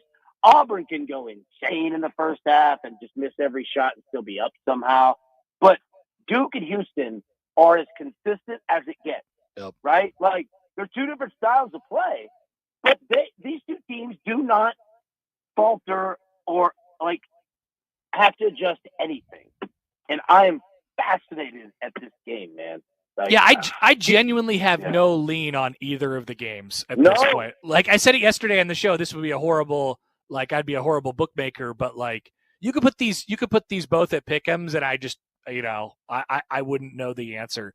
Duke is a 4.5 point favorite, which is sort of surprising to me, and then Florida is a 2.5 point favorite. But I could really see it going either way from both a money line perspective and a spread perspective. Oh yeah, 100%, man. You look at stats like Duke is averaging 91.7 points per game throughout the NCAA tournament, which is crazy. But then you look at Houston, you want a betting stat for them. They've hit the first half under in 7 of their last 9 games, right? So it's like, which one's going to win? And here's the other thing, too. Houston can score. They just don't have to. Like, that's the crazy part. Like, they just don't even have to. And Duke can play defense. They held Alabama to 60-something points. I mean, this is just going to be a hell of a – I would say, for me, I'm just going to play – Houston's going to be the underdog. Like, 4.5, 5.5. Like, I'm just going to play a number because I think it's going to be a pretty tight game. And then Auburn and Florida – I'm just playing the over because that game's going to be it's going to be insanity. These two teams know each other. Bruce Pearl's coached against Florida with like 7 different SEC teams. Like, dude, that thing's going to be just banana land. But that Houston and Duke, man, that's going to be a fight. It feels like if you were betting on the tournament, you better have your money in the bank by now. You know what I mean? Like, like we just said, these could really go either way. And, we've been, sports fans have been complaining the first couple weekends of the tournament is like, there just hasn't been any buzzer beaters or those upsets that we're totally used to. Well, now we're going to have probably the 3 best games that we see all year in college basketball between these 4 teams, but nobody knows how they're going to go. Like there's a counterbalance there. Exactly. And remember this too, like pretty much everyone on planet Earth as their bracket champion has Duke, Auburn, Florida, or Houston. You know what I mean? Like, everything is going to be on the line. And, as me being not a fan of any of these 4 teams, like, I don't care how it goes. Like, it's like you said, it's going to be great regardless of what we get. You know what I mean? So I totally understand, like, the buzzer beaters and all that. Those are cool. But 4 1 seeds, I'm down. Like, you can give me this every year, and I'm with it for sure. No doubt about it. How's baseball gone for you so far in the first weekend? That's been great, man. Major League Baseball, the interesting thing, we see run totals that are up, and it's coming off starting pitching. Like, usually it's relief, like the last, 4 or 5 innings are where the runs come. We're seeing starters get lit up. The Atlanta Braves, except for them, I mean, they cannot hit whatsoever. But everyone else seems to be having a great time out there. No doubt about it. There was a stat going on yet, and the Royals crushed the Brewers yesterday, and they just got done, getting pummeled by the Yankees over the weekend, getting 36 runs and 15 home runs dropped on them. I mean, like, so if you see a trend like that emerging in the first 2 or 3 days of the season, do you just look at it and say, well, it's going to stop sometime, or do you play it until it's not? Because right now, if you're looking at the Milwaukee Brewers, you're thinking that they're going to get outscored by a lot. Like, they're going to give up a lot of runs. Yeah, well, I'll tell you this. You try to figure out, why. And I'll give you the answer, at least early. And this across all of baseball is weather. We are seeing crazy wind patterns across the United States over the last week, and it's heavy. That game the other day where the Yankees had 38 home runs, we broke it down on details. Like, on the morning, the wind was blowing 20 miles an hour out of the shortest, like, stadium in Major League Baseball, right? So yeah. I'll say checking the weather right now is huge Huge, huge, huge, because it's making a big difference. The Brewers, by the way, so I just found it. They have a minus 32 run differential after 4 games, and their pitching staff has a 12.27 ERA. That's 4 games. Brutal. Yeah, and that's a good team. I know. Like, I picked them to win their division. Yeah. Like, dude, that's tough. That old 12 ERA, that doesn't sit well with the pitching coach. No, not great. But as it is baseball, it'll straighten out. It'll have its way of straightening out eventually. AB, we appreciate it, man. Thanks for joining as always. And happy watching today. No, absolutely, man. You guys too. Appreciate you, buddy. You have a good. That's Allan Bell of Driving the Line, breaking it all down, checking out the weather patterns. You know, it's springtime, man. You never know what you're going to get. It could be 76 degrees and beautiful and calm and sunny, or it could be like it is at Haymarket Park right now, which is a little under 50 degrees, and the wind is blasting in from right field. And you got miserable baseball players that I'm watching right now just taking laps around the field in their big coats and things of that nature. And then there's like, oh, it's going to be 50 today. Okay, is that a warm 50 or a cool 50? That's a great point. What kind of 50 is it? Mm-hmm. This one feels like a cool 50. Yesterday was a very nice 50, very mild. Yesterday was a very reasonable 50. This one might feel a little bit different. As I am here at Haymarket Park, Nebraska and Creighton coming up at 2:30 this afternoon. You'll be able to hear that game on 1180 The Zone. That is a station and a time change. So this game was originally scheduled for tonight at 6 o'clock on 1620 The Zone. But since we have to move the time up to 2:30 to avoid the storms coming in tonight, we will also change the stations because we don't want to get in the way of Josh Peterson and Mike Stibbs on unsportsmanlike conduct this afternoon. We want to clear out for that. That's right. He's got it in his contract that he cannot be preempted. That's exactly it's a right. Weird wrinkle that he requested. So John and I will take you from here at a little before 2:30. That'll be over on 1180 The Zone if you're interested in hearing some baseball this afternoon. Speaking of baseball, Martie Cordaro will join the show coming up at 12:45. We'll still have college basketball reaction, overreaction, and the top poll questions of the month of March. But first, the odd news coming up next on 1620 The Zone. The Connor Happer Show. Follow us on Twitter at Happer Show for all the latest news and views. We may even say something interesting once in a while. Unlikely. Really, guys?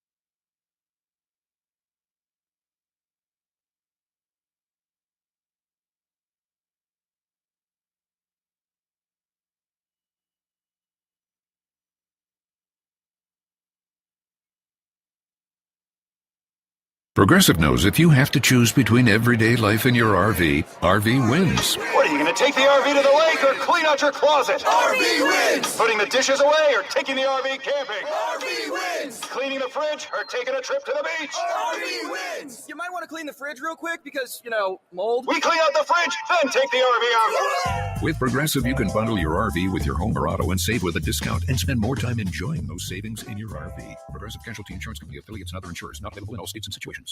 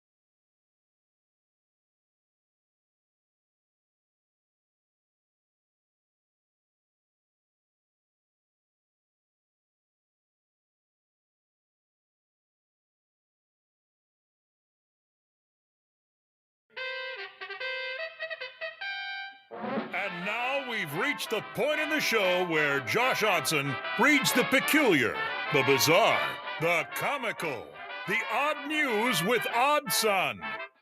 Odd news, Odd Son. See what we did there? The odd news with Oddson. All right. Welcome back. It is time for the odd news. The batting cage has been rolled out for BP, which will, we're going to, I don't know, what time is it? 11:45? We got some time before real baseball activities begin, but the Huskers are here. They've occupied the left field bullpen, and they're kicking a baseball around like a hacky sack right now. That's how you prepare for a baseball game, folks. Dudes. Yep, gotta love it. Guys being dudes all day long. That's what baseball players do. When they can't throw or don't want to throw a baseball around or run around, they kick it around in a big circle. That's how it goes. Josh, what do we got today? We're going to celebrate the holiday today. We got some April Fool's Day stories. Okay. Got a couple from yesteryear. We go back to 1985, where the famous writer George Plimpton wrote in Sports Illustrated an April Fool's story about Sid Finch, a fictitious baseball player who was a 28-year-old Harvard dropout who learned the game of baseball from Buddhist monks, was fluent in Sanskrit, and played the French horn. He could throw a baseball, George wrote, at 168 miles an hour, and he had a secret tryout with the New York Mets. But buried in the story were random bold letters, and if you put them together like a Taylor Swift lyric, it spelled out Happy April Fool's Day. There you go. And the story has sort of withstood the test of time and become one of those old baseball stories that people share with each other. Yeah, this is a classic. This is when April Fool's Day. Like, do you think this is when April Fool's Day jokes maybe ended? Like this was kind of it. Was it all the way back in 1985? Well, I don't know. No.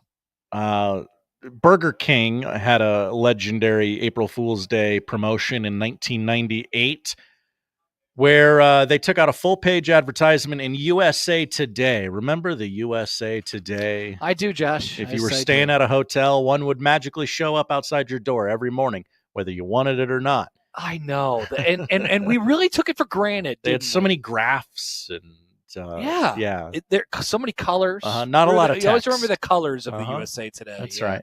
Well, they took out an ad in the USA Today, full page, promoting their new left-handed Whopper with a helpful diagram showing how the burger had been rotated a full 180 degrees to ensure a better grip and maximum enjoyment for southpaws.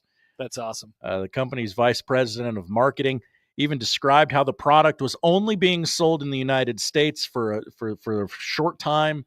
You know, it's one of those limited time offers, and people gobbled it up. They were like, I need the left-handed Whopper. And Burger King was like, what the hell are you talking about? The lefties take anything they can get, honestly, because they think the world is rigged against them. And honestly, they have a point. You know, I think about like school desks and stuff like that, or generally how difficult it is for left-handers and like writing things. Notebooks, golfing, golf clubs, like you got to get special order stuff and stuff like that. Like, tougher to find baseball gloves that fit on your right hand or whatever it might be. Like, I feel bad for lefties from time to time. And then sometimes I think, well, actually, that kind of makes it cool. It kind of makes it special. You know, like if you're a left-hander in baseball, yes, you were limited in the amount of positions that you could play, but also, you know, if you're a left-handed pitcher who throws 88 to 92, somebody might look at you compared to if you're a righty who throws 88 to 92 and nobody cares about you. Nobody cares whatsoever. And then we go to one that this is current day. This is happening now as we speak. They have said this is not an April Fool's Day promotion because they rolled it out yesterday and people were like, nice try. Bet you're going to come back tomorrow and say this is an April Fool's joke. They said, no, it's not. It's very real. Really? Coastal Carolina has offered free concessions at home football games this upcoming season. So they just picked the absolute wrong day to announce this? Yes, they could have rolled it out in, the summer, but no, they had to do it now. Any fan who has purchased a ticket to a Chanticleers game will be eligible to obtain a hot dog, nachos, popcorn, a fountain drink, or water every time they visit the concession stand. Wow. Fans can visit the stand as many times as they want, but they must scan each trip through the line in the forthcoming Coastal Carolina Athletics app. Sure. Chance Miller, VP for Intercollegiate Athletics, said, our fans are the heartbeat of Teal Nation, and we're always looking for ways to elevate their game day experience. With the CCU kickoff meal deal, we're excited to offer free concessions this fall as a way to say thank you for the energy, passion, and support they bring to Brooks Stadium every game. There's got to be something. There's got to be some way that the university is finding. I got to find a way to make money off of this thing. How is this possible? You have to be either jacking ticket prices way up. I just don't see how this works for you, because the whole point of, you ask, we'll talk to Martie about this in a little bit. Yeah, it's great. We're glad that you come to the game, but we really need you to stick around. We really need you to buy some nachos and some hot dogs and stuff like that. I really fail to see how this works. Hey, I'm all for fan appreciation.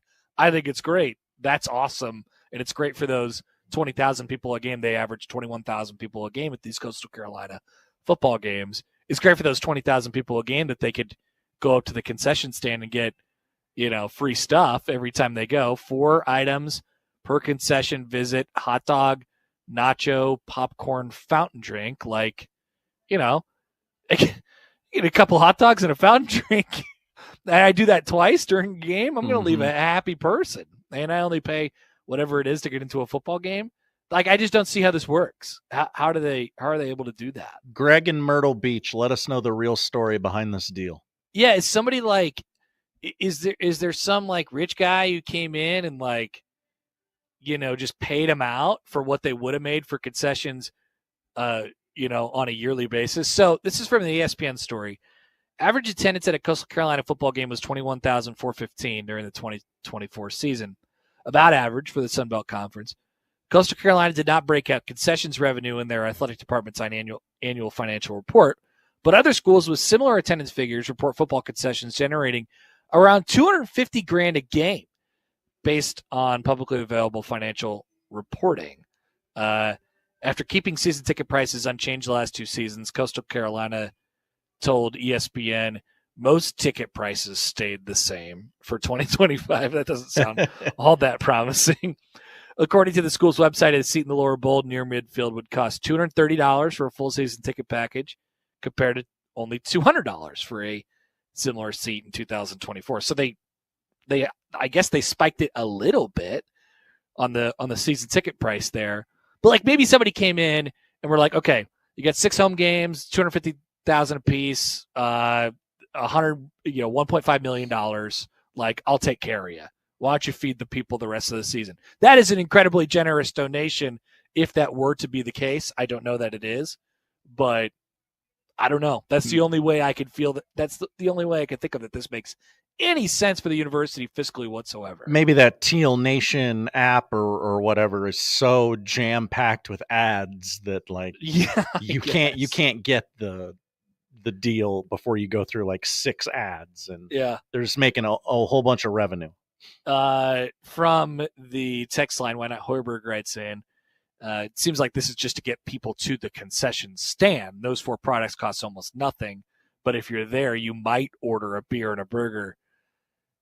I don't know.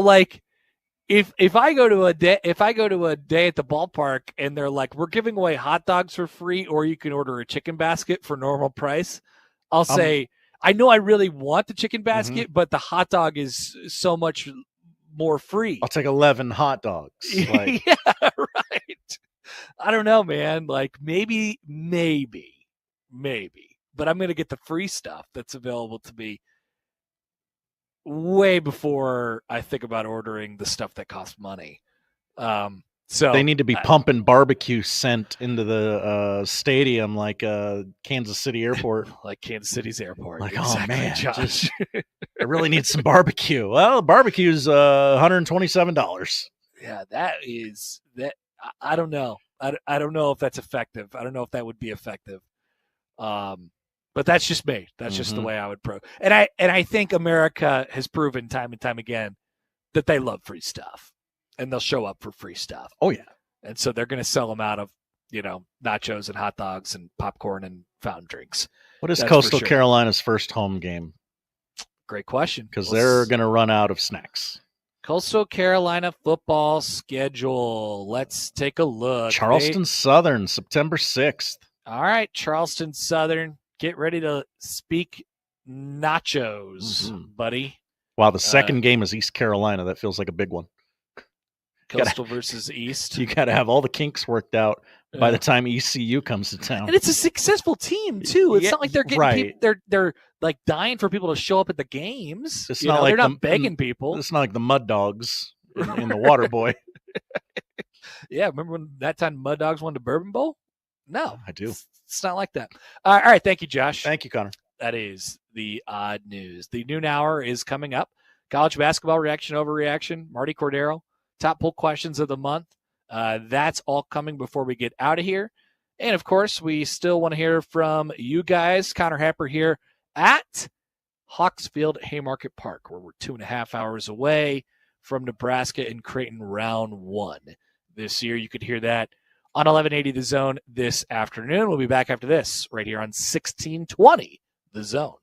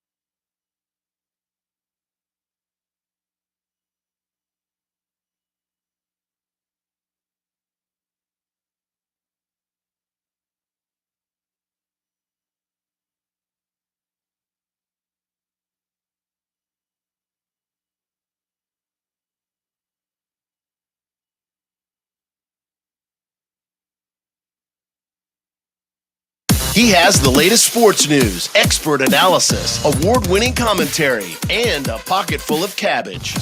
Can you give us an indication why? Just in case there's a sauerkraut emergency. Let's get back to the Connor Happer Show on 1620 The Zone. That is right. Welcome back. More of the Connor Happer Show here on 1620 The Zone and on 1620thezone.com. Connor Happer, Josh Odson with you. Odson back in our studios, our palatial studios, 50th and Dodge. Whole lot more room today. Temperature update, by the way. You don't have all that hot air that I usually spill out of my mouth. It was trending warmer, but we're back to temperate All right. in the studio today. All right. The wind is really picking up here at Hawksfield. And we got L screens that are blowing over. So looks like they're just going to get started. Nebraska's going to get started with their warm up and their BP session soon. Once again, Creighton and Nebraska baseball coming up at 2:30 this afternoon. You'll be able to hear John and I on the call on 1180 The Zone right around that time. How about John Bishop going into year number 20 on the call for Creighton Blue Jay baseball? KG vet. No kidding. I'm happy to just be along on the ride for that one. I guess that you would call this technically like year 3, parts of year 3 for me. Not quite the KG vet quite yet. Still spry. Still spry, though. No doubt about it. Earlier, Ryan Kalkbrenner was named the NABC Defensive Player of the Year. That is the NABC, the National Association of Basketball Coaches. Defensive Player of the Year. They just give that to the tallest guy each year, right? Yeah, that's exactly right. Yeah. The Freshman of the Year with the NABC was Cooper Flagg. Oh, really? So they have a Defensive Player of the Year, and then they have a Big Man of the Year. Big man, the biggest man was Janai Broom, and the Player of the Year was Cooper Flagg, and the Coach of the Year was Bruce Pearl. But Ryan Kalkbrenner, on top of being the 4-time Defensive Player of the Year in the Big East, also now the NABC Defensive Player of the Year. Added to the long list of things and banners and accomplishments that Jake Ryan will have to read when he comes back for his jersey retirement, whenever that might be. Did you see the, by the way, speaking, so we had the Crown last night, which means it was another night for Nebraska basketball fans to be back on Twitter. Did you see this expert trolling by our dear friend Jack John? Jack John has been trolling the Creighton fans all last night and into this morning. No. So it started. I did the tweet last night from the last time we were at the MGM Grand Garden Arena, and it was also the last time John wore his glasses. And Jack John yelled at John Bishop and said that he was a Kemp Pavelka wannabe, and then they kind of went back and forth for a little while, and then really the special one was this. And I think this is a troll. I haven't talked to Jack John about this, but I mean it has to be, right? Trips questions if it's a troll. Okay, so I don't know. I don't know. So here's the tweet. Participating in the NCAA tournament and getting beat early isn't any more special than competing in the Crown. If we're just being honest, there's like 10 good teams this year, and then there's a whole mess of mediocre ones. We are the same. We being Creighton and Nebraska. Is it a troll? Josh Odson. It has to So be. there's this weird segment of Nebraska ball fans that have worked themselves into a shoot over the Crown where the Crown's kind of embarrassing and funny, but let's really embrace it. We'll be the school that embraces it because we're Nebraska and we embrace all things that Nebraska does. And now I think that they believe the Crown is an actual thing that matters. No, but this isn't about, because I was following up, and Jack John, if you're listening, please let me know, because I was going through and he was arguing with a couple other Creighton fans, and basically the point was like Creighton's won a couple NCAA tournament games. That doesn't make them special. It didn't have anything to do with like Nebraska's lack of success or them being in the Crown or anything like that. Like, I don't know how people feel about the Crown, but it was more along the lines of like, unless you are one of the blue bloods in the sport, or you're in the Final Four, or you've won a national championship or something like that, there's nothing that differentiates you from Nebraska. when I don't know, Nebraska is the team who hasn't won an NCAA tournament game. But what he's saying is that is not the scale that anybody should grade themselves on. 1 NCAA tournament win to 0 NCAA tournament wins to 9 in the last 5 years or whatever it might be. So that would you agree that that's sort of along the same lines as Random Mike's? Hey, if you're not going to win the national championship, you might as well host NIT games and get a paycheck. I guess it does sound the same. They both sound equally ridiculous, don't they? Right.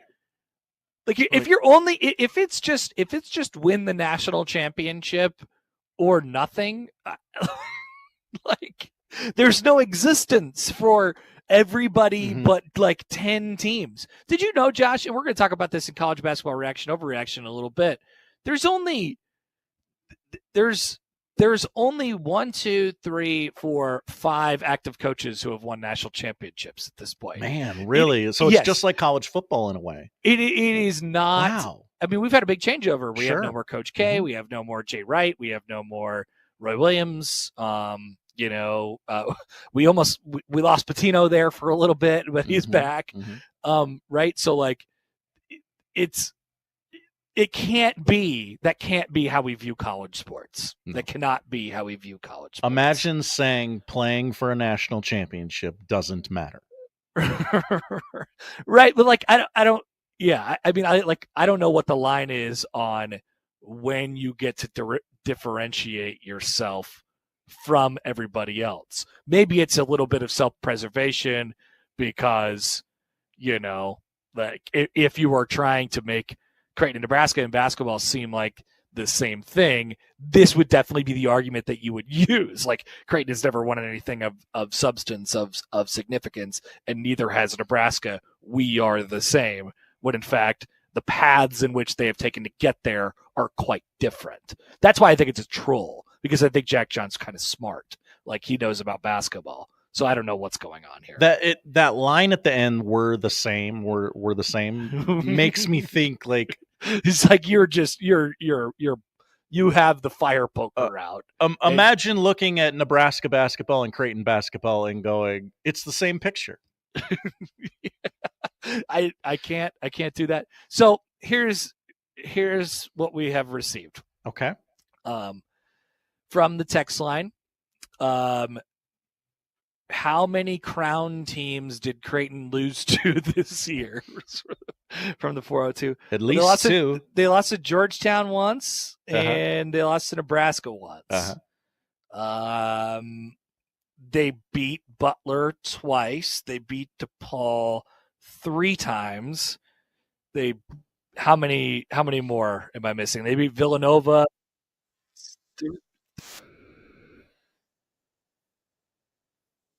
In the Crown, right? Is there any other Big East teams that slid their way into this thing? Well, I guess that'd probably be it, right? Meanwhile, Nebraska only lost to what? USC. They lost to USC. Yeah. So is that the grading system? How many Crown teams did you lose to? Okay, interesting. Jeff writes in. Interesting way of looking at it. As a Nebraska football fan, I can confirm the Crown is not important to us. I don't know how you could watch that and it be anything but like a generally stress-free basketball watching experience, right? That would be nice for a change. Yeah, it's cool. It's different. It's fun. And obviously when you win one, you want to win the whole thing. And you want to continue winning because it's a fun, low expectation. If you lose, there's no damage whatsoever. And if you win, you get to keep saying that you're playing, and that it's awesome. Like there's a lot of positive things to be gained from a run in the college basketball Crown or the NIT or something like that. Oh, absolutely. If you're going to participate, you should try and win the whole damn thing. Like that part's not a joke. Yeah. Dan says Nebraska basketball fans don't think the Crown matters. If they tell you different, they are doing a bit. It's kind of fun / funny pretending it matters. I side exactly with that. Love that. I sided exactly with that. Was it Jack Mitchell who tweeted like, "Can't wait to sit in front of my TV all day and watch the greatest sporting event"? And Yeah, that's funny. Yeah, that's funny. Yeah, just like you would watch the Thursday of the NCAA tournament. Like pretending it's that is funny. It's whimsical. So Jack John is still going back and forth with John right now. This is all happening in my mentions. Wow. So yeah, it's getting buzzed here. Let's see. John, you gotta stop engaging with these people. John has been reply guy lately on Twitter, and it's concerning to me. There's other people that are jumping into this conversation. John is saying let free. Let's see. Jack John. Yeah, in the very beginning, I said if my team made the NCAA tournament like they did last year, I'm not bragging about it. It's not any better than playing in the crowd. Make a Final Four, that's something. 68 teams have to make it. Most are going to be average. This is a troll. I don't agree. It's a troll or a bad take. There has to be something definitive. Like maybe it's not. So if I'm to try and get inside the brain stems of this a little bit, like on a 1 year basis, you can absolutely make the case that there is not much difference between the teams that make the crown and them that barely make the NCAA tournament or don't win a game in the NCAA tournament. Great, by the way, did win the NCAA tournament. Yeah, won it handedly, pretty comfortably over a team that was whatever. But like, if you could probably make that case. But if you're trying to do like program versus program, like going to the tournament 5 years in a row or X amount of years out of X amount of years is really important. And they absolutely differentiate you from all of the quote unquote average. Like Rob has the stat every year about how it's only them and Gonzaga and Duke and Kansas or whatever who have won a game in the tournament every year, or it was about to be forced. If they would have beat Auburn, they would have forced Sweet 16s in 5 years or whatever it might have been. Like that absolutely differentiates you from the teams who are fighting to get to the NCAA tournament, even though you might only have X amount of round of 32 appearances to like show for it at the end of the day, and that might not mean anything off the face other than winning an NCAA tournament game. It is still a really great accomplishment for the program to do that over a long stretch of time. That's all. I think Omaha would say that making the NCAA tournament matters. Yeah. Oh, I mean, I would say winning a game in the NCAA tournament, obviously, like that matters as well, right? Like I just have never heard the people are saying cope or whatever, the coping mechanism. Like I've never thought of the idea, okay, team who's never won an NCAA tournament game, here's what we're going to do. We're going to devalue the weight of winning an NCAA tournament game instead of just winning an NCAA tournament game. And I saw in one of the replies in that very long thread that like, no, Jack Johnson, I will not be running up and down the streets when Nebraska wins an NCAA tournament game. Yes, you will. You absolutely will. Because you know what? It feels pretty darn great. Right. What's this all been for if you're not going to be happy about it at the end? Because here's the thing about it, too. America is going to wrap its arms around you when you finally do win an NCAA tournament game. You're going to instantly be the darling because you're the last one. Yeah. What's this all been for? Mm-hmm. if you aren't absolutely celebrating like it is the Super Bowl, the greatest accomplishment point blank, because it would be the greatest accomplishment point blank period in the program's history when you do that, and you're not celebrating, like you're just never going to be happy. There's going to be people who are I'm sorry, elderly, who are like going to say, I've been going to Nebraska basketball games for 75 years. I never thought I'd see this day, and it's here. It's going to be like when the Cubs won the World Series. It's going to be, wow, I wish my dad had seen this. Wow, I wish my grandpa had seen this. And someone's going to have to be the jerk and go, I think we should kind of pump the brakes here, guys. It's one win. KDH writes in on Twitter. Hi, KDH. Nebraska fans argue that Creighton has no relevance in March due to the lack of Final Four. That guy's not trolling. It's how they cope with having the worst Power 6 back. I don't know who's trolling or what nowadays. I don't know. That's a hard argument for me to understand, though. I tried. We're just trying to decide where everybody stands. Jeff writes in, Hi, Jeff. Do Creighton fans want us to give them a trophy or something? So soft. Well, no, nobody's saying that. Well, what would the trophy look like? It's there is a difference between going to the NCAA tournament and winning a game than winning a game in the Crown. There is a difference, and I think everyone should probably understand the reality of that. That's all. Very sound, reasonable thing to want. Yeah. Here's Pedro. Hi, Pedro. Look, Pedro. Hi, guys. Texting from Ireland. Pedro. When I mentioned the Crown basketball tournament, nobody knows what that is and nobody cares. They thought it was a rugby game or maybe something in the UK. Sorry, Nebraska. The Irish should have heard of the NCAA. The Irish have heard, though, of the NCAA basketball tournament. One of them is a long-standing tradition. And the other is a desperate ploy for television ratings. Pedro's going around and asking the Irish people, hey, have you heard of the college basketball Crown? No. Well, have you heard of the NCAA basketball tournament? Yeah, I guess I have. All right. March Madness. Next stop, Belarus. Let's see what they've heard of and haven't heard of.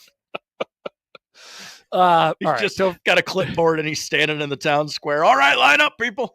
God, that is fantastic. College basketball reaction overreaction is coming up here in just a few minutes. Don't forget we have baseball coming up here from Lincoln at 2:30. Nebraska's taking some BP. Creighton has arrived. Blue versus red. I don't know what Nebraska's going to wear. White pinstripe home pants. I don't know what color of tops they're going to wear. I know we all dream and die for the red versus blue in this game, but I don't know what it's going to look like. TBD. Yeah, what shades of blue? Creighton's gonna wear gray pants. That's all I know so far. As everybody's got their nobody's showing the uniform quite yet because it is cold outside. So we'll have that coming up at 2:30 on 1180 The Zone. John and I will be on the call. Hey, saw this from ESPN. Before we take a break here, back to football, ranking college football's top 90 quarterbacks of the 2000s. So you scroll through the list and you're like, man, these quarterbacks were a lot of fun to watch. By the way, Nebraska had one quarterback on the list, and that would be Eric Crouch, who came in at number 50 on the list, even though he won a Heisman Trophy. So I watched it and I looked at the list all the way down and I'm like, dang, these were some fun players to watch. Baker Mayfield, by the way, was number 1. And Cam Newton was number 2. Vince Young was number 3. Tebow, Joe Burrow, like all those guys were just absolutely incredible. And I'm not asking Nebraska to have a quarterback like Tim Tebow, but obviously a lot of this is because you haven't been very good. But the quarterback position in Nebraska has been like all of a sudden like an inconsistent spot for a decade now. Do they have? It's amazing to me. It's crazy to me that Nebraska hasn't had a nationally important quarterback really since Crouch, who was the only person on this list. I mean, you have to get that position right. So I'll ask the very sports radio topic. Do they have the apparatus right now to get it right? Not saying that like Dylan Raiola is going to, end up on a list like this or anything like that. But do they have the apparatus to get it right and have a successful production from that position, consistent, successful production at that position for the first time in a long time. It's been a lot of up and down. There's been a lot of uncertainty at the spot, who's going to start on a year-to-year basis. But I would say with Dylan Raiola, and then with, pairing him along with Dana Holgerson, I don't know what the output is going to look like, but I maybe feel as good about the apparatus as I have since going into Adrian's second year, I guess, at that position. And we remember how that turned out as well. Like Tommy Armstrong was a consistent producer at the quarterback position. You don't need it necessarily to fall all on the quarterback's shoulders, but I don't think it's that crazy to ask for a program like Nebraska to have, I don't think it's that crazy to ask them to have like an all Big Ten caliber of quarterback. Like you need to get it right. And you look at some of the teams from outside the Oregon, Ohio State, Penn State realm who have gone on to make championship type of runs, whether it be winning the Big Ten championship or winning the division or something like that. It's always led by an awesome quarterback. Think about Penix or like a David Blau or whatever it was. Aiden O'Connell at Purdue. The year that Iowa was undefeated, they had really steady and strong quarterback play.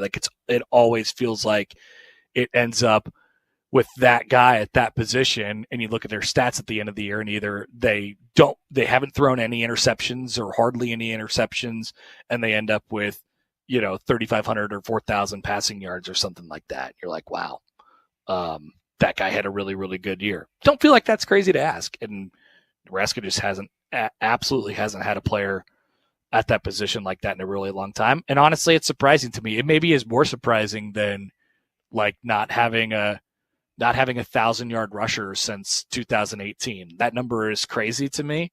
It's wild. It doesn't seem like it would be that hard to get to that point. But once again, not asking for an all-time great quarterback here, just asking for some consistent production at the spot, something that they have not had in a long time. And that list makes it clearer than ever, right? Some of the guys you read off on that list, Nebraska could have a guy that good, right? Yeah, but you're you don't have to hold him to that standard, but you could look further down the list. You could look at let's see, give me a random number in between 10 and 90, Josh. I'll pull out a guy. 37. 37. Jason White. Can Nebraska have a Jason White caliber quarterback? Yeah, absolutely. Absolutely. I was thinking like a David Blau. Nebraska could have a David Blau. Give me a number that's higher then. Give me a something a little higher. 67. 67. Kenny Pickett. Could Nebraska have a Kenny Pickett? Small hands. Yeah, but he threw for a lot of yards, 12,000 of them with a glove at Pittsburgh from 2017 to 2021. Pretty good. How about can they have a Teddy Bridgewater? Teddy Bridgewater, number 82 on the list. I understand he had a journeyman NFL career that might still be going. Can't think about that. But in college, Nebraska could do that. Yeah, didn't they pull him out? Wasn't he the head coach at his alma mater in high school, but then all of a sudden he showed up as the Lions backup one game? Yes, when his high school team's season ended, he signed with the Lions. That's dope. That's awesome. It is. That's incredible. Mackenzie Milton is number 87 on this list. Shedeur Sanders is number 84 on this list. Not that crazy. These guys are good players, but not that ridiculous to ask. Okay, Big Cookie could do those things. Big Cookie could be like Kenny Pickett. Mm-hmm. Let's see. Greg in Myrtle Beach. Hello, Greg. Has chimed in. And you don't hear Greg in Myrtle Beach chime in on hoops much, but here he is. Does our scintillating crown performance, led by our other ex-pro guru, Hoiberg, justify another program reset and big contract extension. No. No, nothing. No decisions will be made based off of how you perform or don't perform in the college basketball crown. I'd like to say that right up front. There will be no extensions given out due to how you perform in the college basketball crown. Even if they win the whole college basketball crown, even if they, even what if they win the college basketball crown and then they decide, actually, we have to play the entire tournament again with better teams, and then they win that. Still no extensions will be given out. Hoiberg and his agent need to get on this. If you're in the Big 10, the Big 12, or the Big East, you need to work a crown contract incentive in immediately. I'm sure there's been NIT incentives before, right? Getting to like a postseason appearance or something like that. Like, I'm sure that there's something in there. I don't think there's probably anything in there based on, for high major programs on the purple tournament, whatever that was, Josh, the purple, purple CBI, the purple, the purple CBI. But yeah, that would be advantageous for a coach out there to get some incentives worked into that contract. Don't think it's happening. Minnesota women are playing for the purple CBI title tonight. Yeah, really. I just realized I have TV in this box. WBIT, excuse me. Yeah, they split so there's no women's NIT, I guess, anymore. No, there is. There is? Yeah. Final four of that tonight on ESPN Plus. Oh, okay. All right. Well, stay tuned for that and what to watch. It's not in there, don't worry. Oh, I really want it to be. It should be. Okay. All right. College basketball reaction, overreaction coming up next on 1620 The Zone.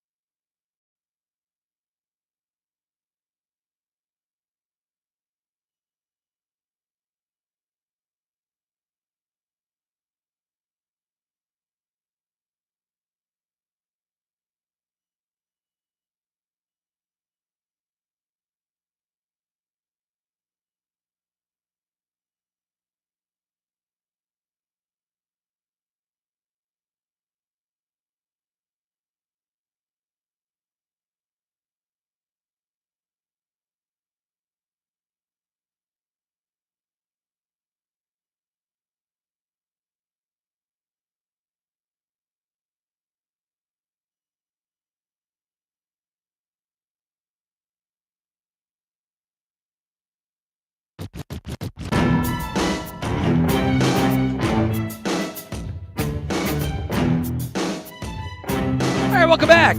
More of the Connor Happer Show here on 1620 The Zone and on 1620thezone.com. Connor Happer, Josh Hudson with you. Don't forget, Martie Cordaro is going to join us in a couple minutes. It's opening night tonight at Werner Park, 6:35 p.m. start for the Omaha Storm Chasers tonight. They were on the road this weekend in Des Moines. I think they had a game wiped out. They did. Tonight it is against, as Josh knows, the Louisville Bats. First 1,000 get a Chasers magnet schedules. Whoa. Yeah. We need one of those. I love the magnet schedule. Mm-hmm. I have my last 2 years of Creighton magnet schedules just in case I need to remember where I'm supposed to be at any given time. The magnet schedule tells me. That's right. The answer to that question. All right, but before we talk to President C, it's time for college basketball reaction over reaction. As the Final Four is coming up, I think the writers have cooked up a couple Final Four related questions and then a couple non-Final Four related questions. So we'll see what they have for us today. Go ahead. Yeah, we asked them for 4 Final Four related questions, as that would make sense. And they said, no, thank you. We will write what we want to write. Yes, I will not be holden to any of your rules and regulations. I do what I want. One of them, and Connor, you don't know this yet, one of the writers came into my office and said, and I quote, "I'm a peacock. You got to let me fly." Did they do a desk pop? Of course. You got to do a desk pop. Love that movie. All right. What that was on over the weekend. Take number 1. Kelvin, don't call me Kevin Sampson, is the coach you'd most like to see win a natty. Wow, they wrote that joke in there. They Kelvin, did. don't call me Kevin. Mm-hmm. My name is Kevin. And it's Gonzaga, of course. Not Gonzaga. You idiots. He is the coach that I'd most like to see win a national championship. Wow. What are my choices? Bruce Pearl. Yeah, that's going to be a no for me. Not Coach K. That's John Shire. Kelvin. He doesn't seem that bad to me. He doesn't. And Todd Golden. Yeah. I think it's Kelvin. Reminder, between the Final Four coaches, we have no national championships. No national championship head coaches, right? So, as we said earlier, there are only 5 active coaches with national championships at this moment. We remember the whole discussion a couple of years ago about how there was going to be like this kind of changing in the guard in college basketball with Coach K and Roy Williams, and at that point Pitino, who we didn't know what was going to happen with him. So Hurley, Self, Scott Drew, Rick Pitino, and Cal. Those are the only 5 coaches with national championships according to my very brief research last night. Forgot about Scott Drew. I'm not going to lie. Scott Drew got the one. Scott Drew got the one, which was good for him because they've been good for a long time. Now it feels like it's time for Kelvin. It feels like it's Kelvin time. I don't know. Nobody's talking about them, but everybody loves that guy. He's gone through quite the the perception renaissance here. People are saying very, very good things about Kelvin Sampson. He is most certainly the coach I'd most like to see win a national championship. Him and Bruce Pearl are closest probably to the end of their careers. Obviously, Shire and Todd Golden are not close at all. If Kelvin does win the national championship, he will get wins number 798 and 799 for his career. Wow, how about that? Kelvin Sampson, by the way, 69 years old. Bruce Pearl, 65. Nice. And I definitely prefer Kelvin Sampson to Bruce Pearl, to be completely honest with you. Yes. Yep, he would be the one. Mm-hmm. So that is a appropriate reaction. Thank you, writers. Take number 2. Cooper Flagg is the player you'd most like to see win a national championship. So we've talked about this, Josh. I don't know. Love Duke. I don't know what the deal is, but these Duke guys, these likable Duke guys, who you just get the sense of like, if it wasn't the worst possible decision that I could ever make in my life, I would stay in college. I would absolutely do that. Cooper Flagg has been an enjoyable player to watch, even though he's wearing the Duke uniform. I don't feel any of the type of feelings that any of the Duke villains have given me before. But we're asking the question not compared to his Duke, teammates over the years, or his Duke, the people that have come before him at Duke. I mean, we're talking about, players that are left in the field that I'd like to see win national championships. And my answer is, once again, yeah, I think this is an appropriate reaction. I'd like to see him win a national championship, a one and done at Duke. Mm-hmm. And I don't know what's wrong with me, but that's just how I feel. Well, I think it's more of a... Please respect my decision. I think it's more of a process of elimination with you. You don't like the broom man. No, I don't care. Joakim Noah isn't at Florida anymore. No, but Walter Clayton is pretty sweet. And who plays for Houston? Many people. I don't know. Many people. Some of which we're going to talk about in the next okay, great. thing here. Here we go. Go Riders. Ahead. The most entertaining player left in the field is not Cooper Flagg. Is Cooper Flagg not? This Final Four is Cooper Flagg not. No, the most entertaining player left in the field. Most entertaining player left in the field. Okay, so let's think about it. You got Walter White, Walter Clayton. You got like LJ Cryer at Houston. The most entertaining player on the Auburn side is, from my standpoint, it's Pettiford. But Janiah Broom does that thing where he scores 20 points, leaves, and comes back and scores 12 more. He does that. Yeah, he's Willis Reed. People forget. He's bit. Willis Reed. He also does that thing where he travels every time he touches the basketball, and he fouls everybody every time. Those things don't matter anymore, Connor. To do that, the most entertaining guy on that team is Pettiford. He might be more entertaining than Flagg. He might be more entertaining than Flagg. Uzan on Houston really heated up big time in their Elite Eight game against Tennessee. Against Tennessee, or maybe I'm thinking of their Sweet 16 game against Purdue. But no, maybe the answer to this is Walter Clayton. Actually, that guy got going big time in their comeback win. So, yeah, just because the last answer was Cooper Flagg, I'm going not Cooper Flagg. It's not Cooper Flagg. Appropriate reaction again, Josh. Good. We don't want this to be a Cooper Flagg love fest. That's right. We would never do that. Take number 4. By the way, Jeff says that freshman point guard from Auburn is pretty fun to watch. Yes, that would be Tahad Pettiford. There you go. Michigan State was the biggest overachiever in college basketball this season. Yeah, I think this is probably true. Yeah. You look at sort of like the talent they had, and I know they're Michigan State, so it's hard to be like, well, that team shouldn't have been anywhere near where they were.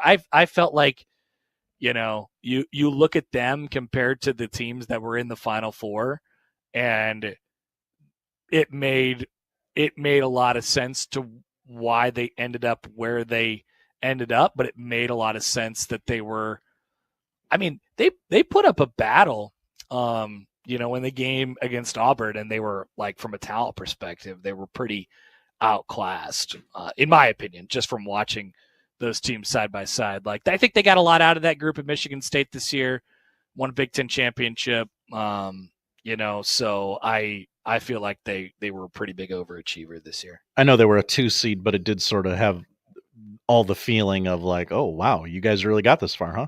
They didn't have an all-conference player on their team, which is amazing. Like, usually you would just give it to a guy from Michigan State. They didn't have that this year. They had good players, but not not necessarily ones that where you're like, whoa, that guy is going to carry them to X, X, and X. No. I thought that was a good team who won probably as many or more games than they should have. That brings us to our fifth and final take from the writers today on college basketball reaction overreaction. All right. Maryland will end up in a better spot than they were with Kevin Willard. I don't know if they'll end up in a better, like, I don't know if they'll end up having more success, but I don't necessarily, I'm on the record for this. I don't necessarily think all that much of him as a coach. Like, I don't think he's one of the best guys out there in the country. I think, what happened here is what happened, what will happen and has happened many, many times in the college coaching world is you take an opportunity that you feel like is going to put you in a better position. I don't think it really speaks to Maryland. I don't think it really speaks to Villanova all that much. It's just, he felt like he was going to go to a better spot. And I do think Maryland could end up with a good coach at the end of this too. Like, I think somebody's going to want to go there and be like, well, you're in the Big Ten. There's resources all over the place. And, that is despite the fact that they couldn't get a room in the hotel in New York City, that one night. But I think people, that is a program that has now had success under Kevin Willard and Mark Turgeon since Gary Williams retired. And I don't necessarily view those two as like extremely, talented top of the line coaches. No. So I think somebody could go there and absolutely continue to have success. So better spot, maybe, but I think they'll keep winning. Jeff Ehrman, who covers Maryland, this appears to not be an April Fool's joke. He tweeted it 6 minutes ago. All signs point to Buzz Williams being Maryland's next coach. There was some late Chris Collins chatter, but it looks like Williams is the choice. The replies are not thrilled. The Maryland replies? They're not Buzz guys? No. Maybe they just think that Buzz will leave them after 2 years like he does with I don't know what that guy's deal is. He's just not happy. I mean, he was at A&M, right? That's a good hire. He's been a good coach. A&M, Virginia Tech, Marquette. So, yeah, I don't I think that's a good hire. That probably is a better spot. I view him like if I was power ranking the coaches, I think he's higher than Kevin Willard. Power rank the coaches, all of them. All of them? Go. All 300 whatever? Okay. Greg McDermott and Fred Hoiberg tied for one. Wow, have a take. And Chris Crutchfield. They're all the best. Extension boy. All right, we'll be back. Martie Cordaro will join us on the other side. It is opening night for the Omaha Storm Chasers. Plenty on that. And what's going on at the ballpark coming up in the first couple weeks of the season. Up next on 1620 The Zone.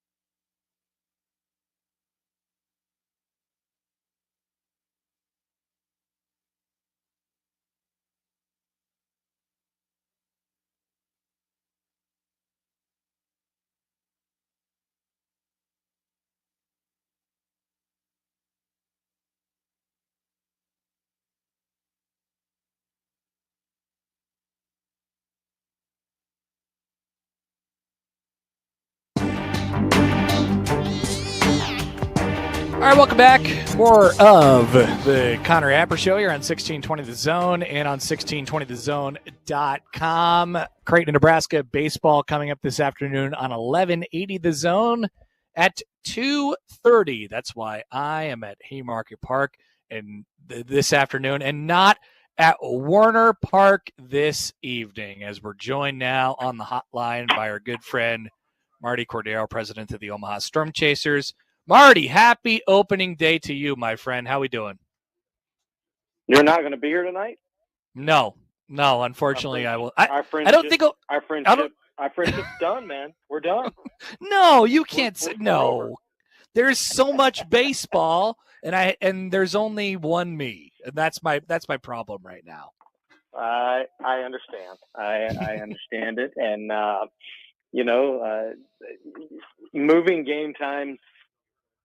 If you go back really years ago, I guess before COVID, moving of game times wasn't very prevalent, and I know that that's become more acceptable in our business. And kudos to them for being able to move that game. I don't know how that's going to allow many people to watch that game 2:30 in the afternoon on short notice, but hopefully they can get it in. Looks like the weather's going to be better. It's going to be cool. It's going to be overcast, but a lot happening in the state.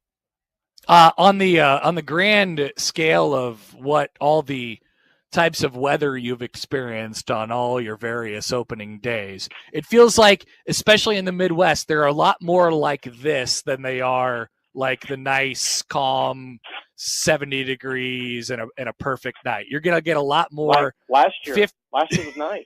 Yeah, I know last year was perfect, and now we have to deal with this, but that's what we get.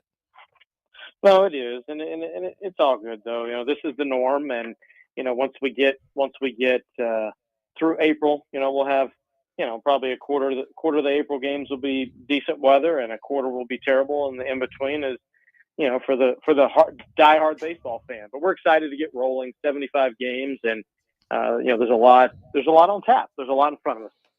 Yeah. So tonight we got the ceremonies. Do we still do the full everything, where the full introductions and everything like that prior to opening day? Yeah. World Series style lineups tonight. We'll be raising the championship banner, and there's a lot happening. So it'll be good to get cranked up.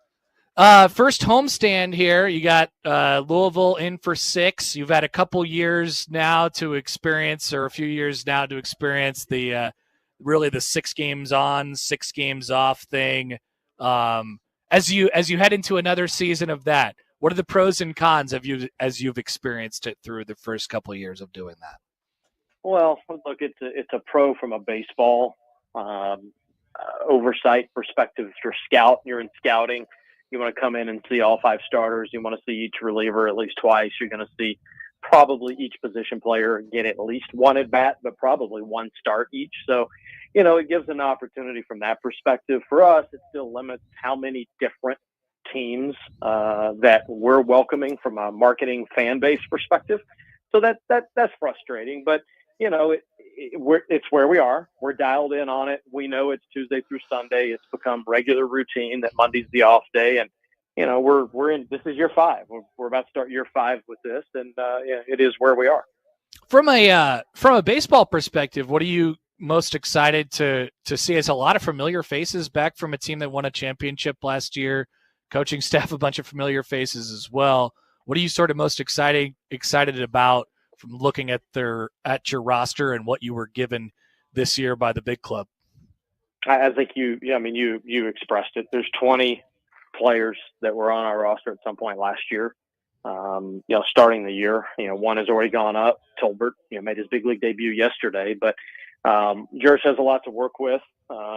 Dane Johnson, from a pitching perspective, looks like he's got a fairly deep staff, and we have players that we know not only can play at this AAA level, but play at a high level and win a championship. So that's exciting going into the year. And there's no guarantees. Championships aren't won on paper, and there's no guarantees that we're going to be at the top of the heap at the end of the year. I would tell you, the International League with 20 teams, to be 2 of 20 to make the playoffs, it's a pretty big accomplishment. It used to be fairly big when you were one of 4 in the 16-team PCL we were in, but this is much more daunting. So there's no guarantees. Coming up in a couple weeks, is that the first ever visit from Norfolk coming up on the 15th? I think so. I'm looking at it. I'm like, that's the new one this year.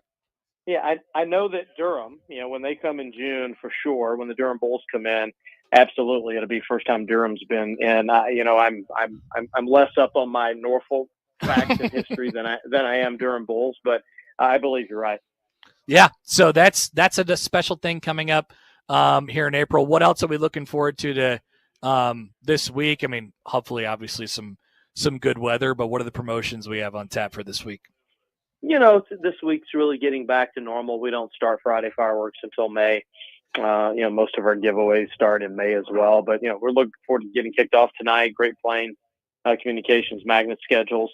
We will have $3 Thursday with $3 beers, hot dogs, Pepsis on Thursday night, $3 tickets as well. And, a lot of fun baseball coming up. And, later this year to welcome Bluey and Bingo from a youngster perspective. Our surveys were telling us we weren't having as many younger child promotions as we've done in the past. So that's something we've added. And we've gone away from Marvel this year. We'll be celebrating Harry Potter Night later this year. And then we've got a new partnership, I should say a renewed partnership, first time in about a decade with Kansas Speedway as we celebrate a NASCAR Night promotion later this year as well. How many opening days is this for you now? Not to age you too much. How many? Yeah, 30 overall when you count college and minor league, and then just specific minor league baseball. This will be opener 27. Gosh, that is awesome. Anything from a memories perspective? Like, what do you think of when you think of opening day in minor league baseball? Well, I think of my first one way back in 99, April of 99. That was in Jackson, Tennessee. It was Cubs AA. And I thought I knew everything, and I quickly learned I knew very little, quite honestly, after that game, and specifically that first series. And then my first as GM would have been in April of 2005. That was the Southwest Michigan Devil Rays Class A team for Tampa Bay at the time. And again, another education experience of learning that I didn't really know as much as I thought I did. I thought I was ready to be a GM, but those are the memories that I have from a business perspective. And, and of course, opening Werner Park on the second scheduled night, April 16th, not April 15th of 2011, because we snowed out the first night. But, those are the memories for me is really just growing and learning through the business, and not for me personally, but so I can pass that on and really educate and mentor and train, the staff that have gone on to do so many different things with different organizations and major league and minor league and collegiate sports. So yeah, it's really sharing it's really sharing what we do with our staff, and then fans. We can't do without the fans from any perspective. And it was a reminder during the playoffs last September against Columbus, just how energetic. It was awesome. 3,500, 4,500, 5,500. There were different attendances those 3 games, but it was awesome. And it was great. It was great to have you a part of that as well. And it's a long run, 75 games, 150. It's a grind, and every day these men and women here at Werner Park, they really do a great job. Yep, as always, Martie, you have a fantastic staff, and I know it's a lot of preparation in the off season immediately when that season ends, and really during the previous season getting started on 2025. Excited for you guys to roll the thing out tonight and throughout the week and month and the next few at Werner Park. Can't wait to be a part of it again this year, sooner or later. Don't worry, I'll be around. You can't get rid of me that easy. When is your first game? You here Thursday? No, I don't. It's gonna be some time. I got we got some Creighton baseball on the radio here that's gonna conflict a lot. So gotcha. It'll be a couple weeks. Well, I'll keep the mic warm for you. All right. Appreciate it, Marty. Congratulations, and we'll see you soon. Appreciate it. Happy opening day, everyone. Game 6:35 tonight. 6:35 first pitch. That's right. Martie Cordaro, president of the Omaha Storm Chasers, 6:35 against the Louisville Bats tonight. First 1,000 gets a Chasers 2025 magnet schedule. And join them out for the festivities. As he said, love the World Series style. Everybody gets their name announced, and you get to remember who the assistant coaches are, and all the new players and all the old players. Things like that as well. Always fun on opening night, whether it's chilly or you obviously prefer the lovely, lovely evenings, but this is what you get sometimes on opening day in the Midwest. Not opening day around here. They've been playing for a couple weeks out at Haymarket Park and at Charles Schwab Field. Creighton and Nebraska going to go in about 90 minutes. Creighton taking some BP right now. It is blustery. But we'll have baseball this afternoon. You'll be able to hear that on 1180 The Zone with myself and John Bishop. And we're just getting prepared for that one this afternoon. That's why I'm at Haymarket Park. Coming up next, our top 5 poll questions I did not forget of the month Proud of you. March. Ladies and gentlemen, O-Trips didn't forget either. Polls of the month. Don't forget. Not forgetting. This is me not forgetting. We'll do that after this right here on 1620 The Zone.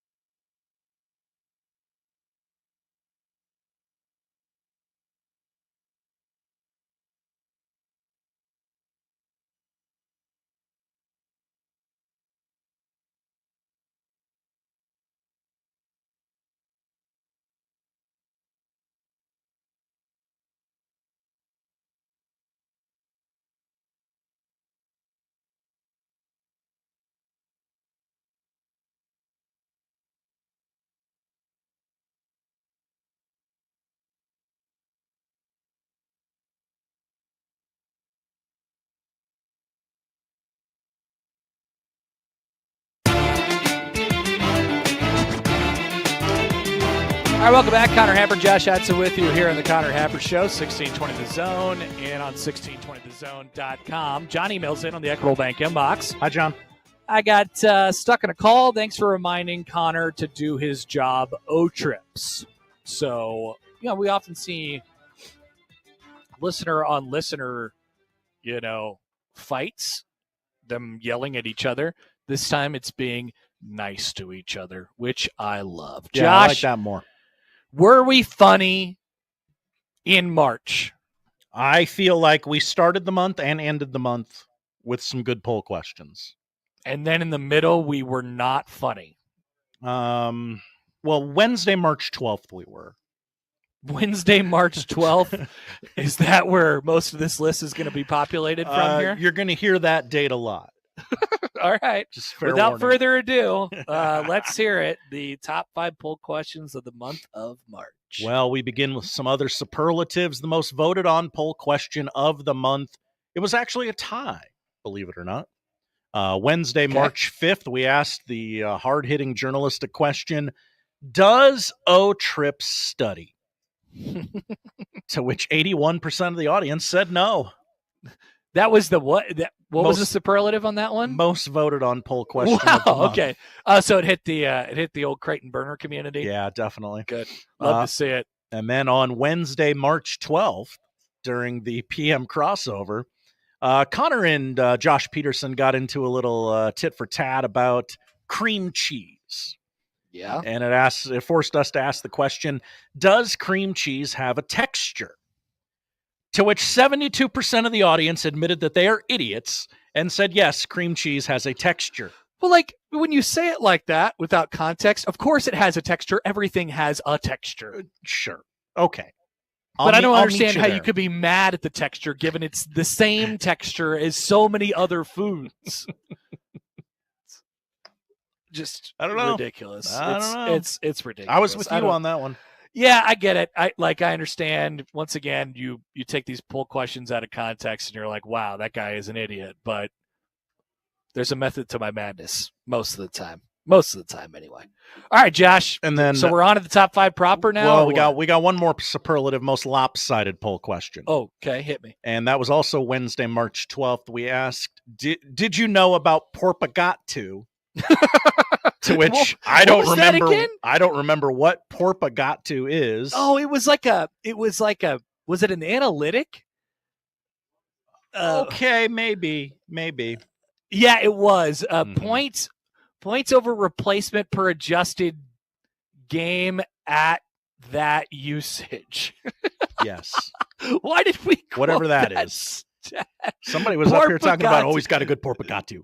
That's gotta be an Evan Maya deal, right? Probably. No, it was I think it was a Bart. Whatever, Porpagatu. He's down for Porpagatu. 91.8% of the audience said no. I have no idea what you're talking about, you morons. That makes sense. That makes a lot of sense, actually. Which leads us to the top 5. God, come on. Take forever. Number 5. Tuesday, March 4th, Connor offered the option that we turned into a poll question. Could Mike Eckler play a president on a limited series on Hulu? Yeah, I like that. Yeah, I like that. He absolutely could. He's got the look, the jawline, the hair. You could throw him in a suit and be like, oh, looks like he just rolled out of bed in that suit. He looks good. How did that turn out? 64% of the audience agreed with you. Absolutely. Like if I think the whole point was if James Marsden can do it, then he could do it. He's kind of got some James Marsden to him. Maybe a little bit more like rugged. Yeah. A more rugged James Marsden, which is what we're all looking for. He's a little, he's excellent rugged. In our POTUS. Yeah. Yeah. We haven't had that rugged probably. I don't know. You go back to some of those old guys. I feel like Reagan was rugged. Yeah, not as rugged as he had a Mike rugged Eckler, face. though. Well, sure. More rugged than James Marsden, though. Yeah, absolutely. Both actors, though. That's true. People forget. Yep. All right. Number 4. Wednesday, March 12th. It keeps coming back up. It was a sad day for the city of Omaha. What were we doing on Wednesday, March 12th? Well, Wednesdays we usually have fun because it's the I have an opinion and we kind of get going on some things. It was a sad day. It was my last day before I went to the Big East. I went to New York. So you didn't care. I was on vacation mode. Yeah, not vacation, but you know. We asked the question: is John Nicely's final newscast tonight going to pop a number? Before you answer the poll question, did we ever find out if it popped a number? I don't know. Okay. All right, then I guess all we have is to answer the poll question. 58.5% of the audience said, yes, of course, John Nicely's farewell is going to pop a number. Did you end up watching any of John Nicely's final newscast? I did not. I fell asleep on the couch and forgot about it. Well, after you gave me all the inside of the pictures of the cake, and we had a lot of people on the inside that day. A lot of moles at WOWT. Yeah, they love talking. They're talking over there. So we got a lot of pictures of cake and stuff like that. After that, I was like, I kind of get it. I've seen him out golfing. I'm now with my own eyes, but third party once again. Yeah, he's out golfing. He's doing stuff. That is his life for the next predetermined number of years. However long he wants to go. 3. Combination of 3 and 5. Number 3. Connor, this poll question came to us less than a week ago, March 27th. It was a Thursday. About a week ago, yeah. Jalen Barnett, great ass. Yeah, definitely. you had to be around during a certain time, and most people who are listening to the show have been around for a long time. And it's during the Mike Riley era. You remember a guy by the name of Jalen Barnett, who was a highly prized offensive line recruit and didn't end up doing a single thing at Nebraska before transferring, but he was large and he had a backside. That's for sure. 64% of the audience agreed with you. Yep. Jalen Barnett, great ass. They know the deal. Yeah. You guys remember the Mike Riley era. I know it was years and years and years ago now, and we want to forget, but we can't. We can't forget. Real ones know. Real ones get it. Here comes 2. Number 2. Number 2 and number 1 come to us from Thursday, March 6th. I believe they were both courtesy of the AM crossover. Okay. Poll question number 2. Is Arby's the Ben Zobrist of fast food restaurants? Was this a McMaster? Yeah, I think so. Yeah. I believe both of these are McMaster quotes. They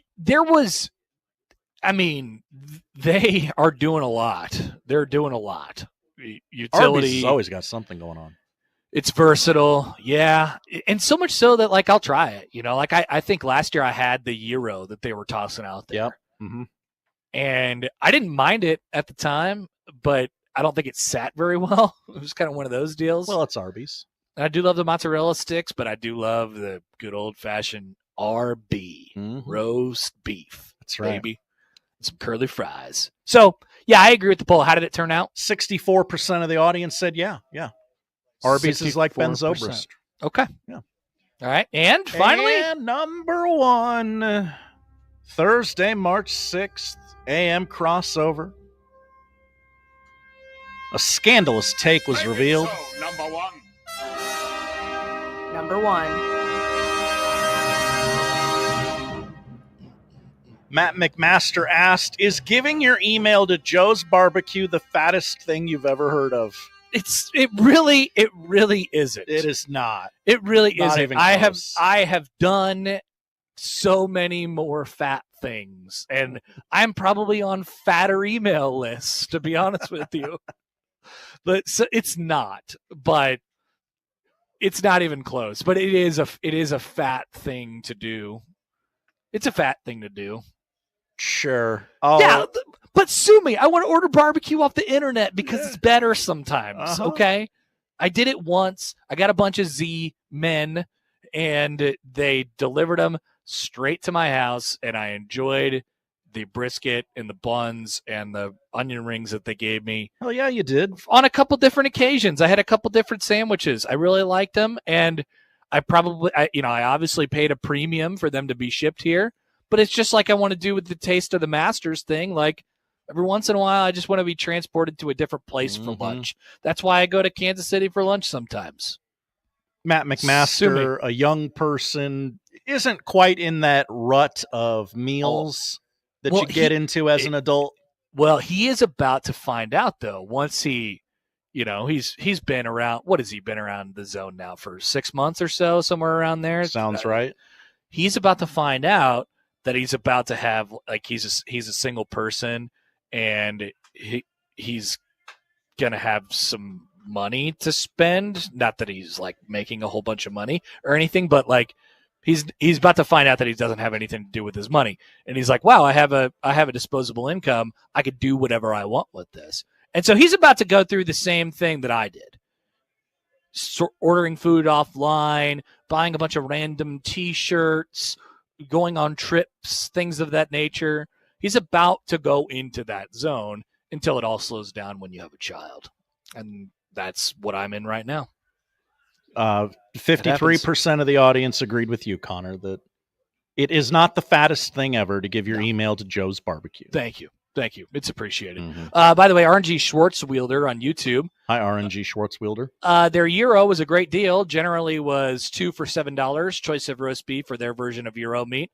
I hope it stays or comes back forever. I think it's a seasonal type of deal. And I got the gyro meat, and I really didn't mind it. I thought it was fine. Obviously, I prefer a gyro from a gyro place. Sure. Not a lot of drive-through gyros out there, though. Yeah, it was fine. Mike says they're absolutely fine gyros, and I have eaten an Arby's Meat Mountain. That's what's right. What's on the Arby's Meat Mountain? Oh, it was everything. It was like every meat that they have. Let's pull this up. Sorry, I didn't mean to push my water bottle up against the microphone there. Arby's Meat Mountain, a popular though unofficial menu item known for its massive size, typically included chicken tenders, roast beef, corned beef, turkey, brisket, and bacon between two buns. Holy God. Yeah, it was everything we got. Now, that might sound interesting, but I think we're probably doing a little bit too much. I don't know how I would unhinge my jaw to eat it. A lot going on there. Too big. Okay, I'm glad we did it, and we did not forget it. And I remembered Porpagatu. What a pull. Thank you, Josh. Thank you, Connor. Top 5 poll questions of the month of March. Hopefully, we strive to be funnier with no appearances from young Matt McMaster in the month of April. We need to come up with our own bits, Josh. Come up with our own stuff.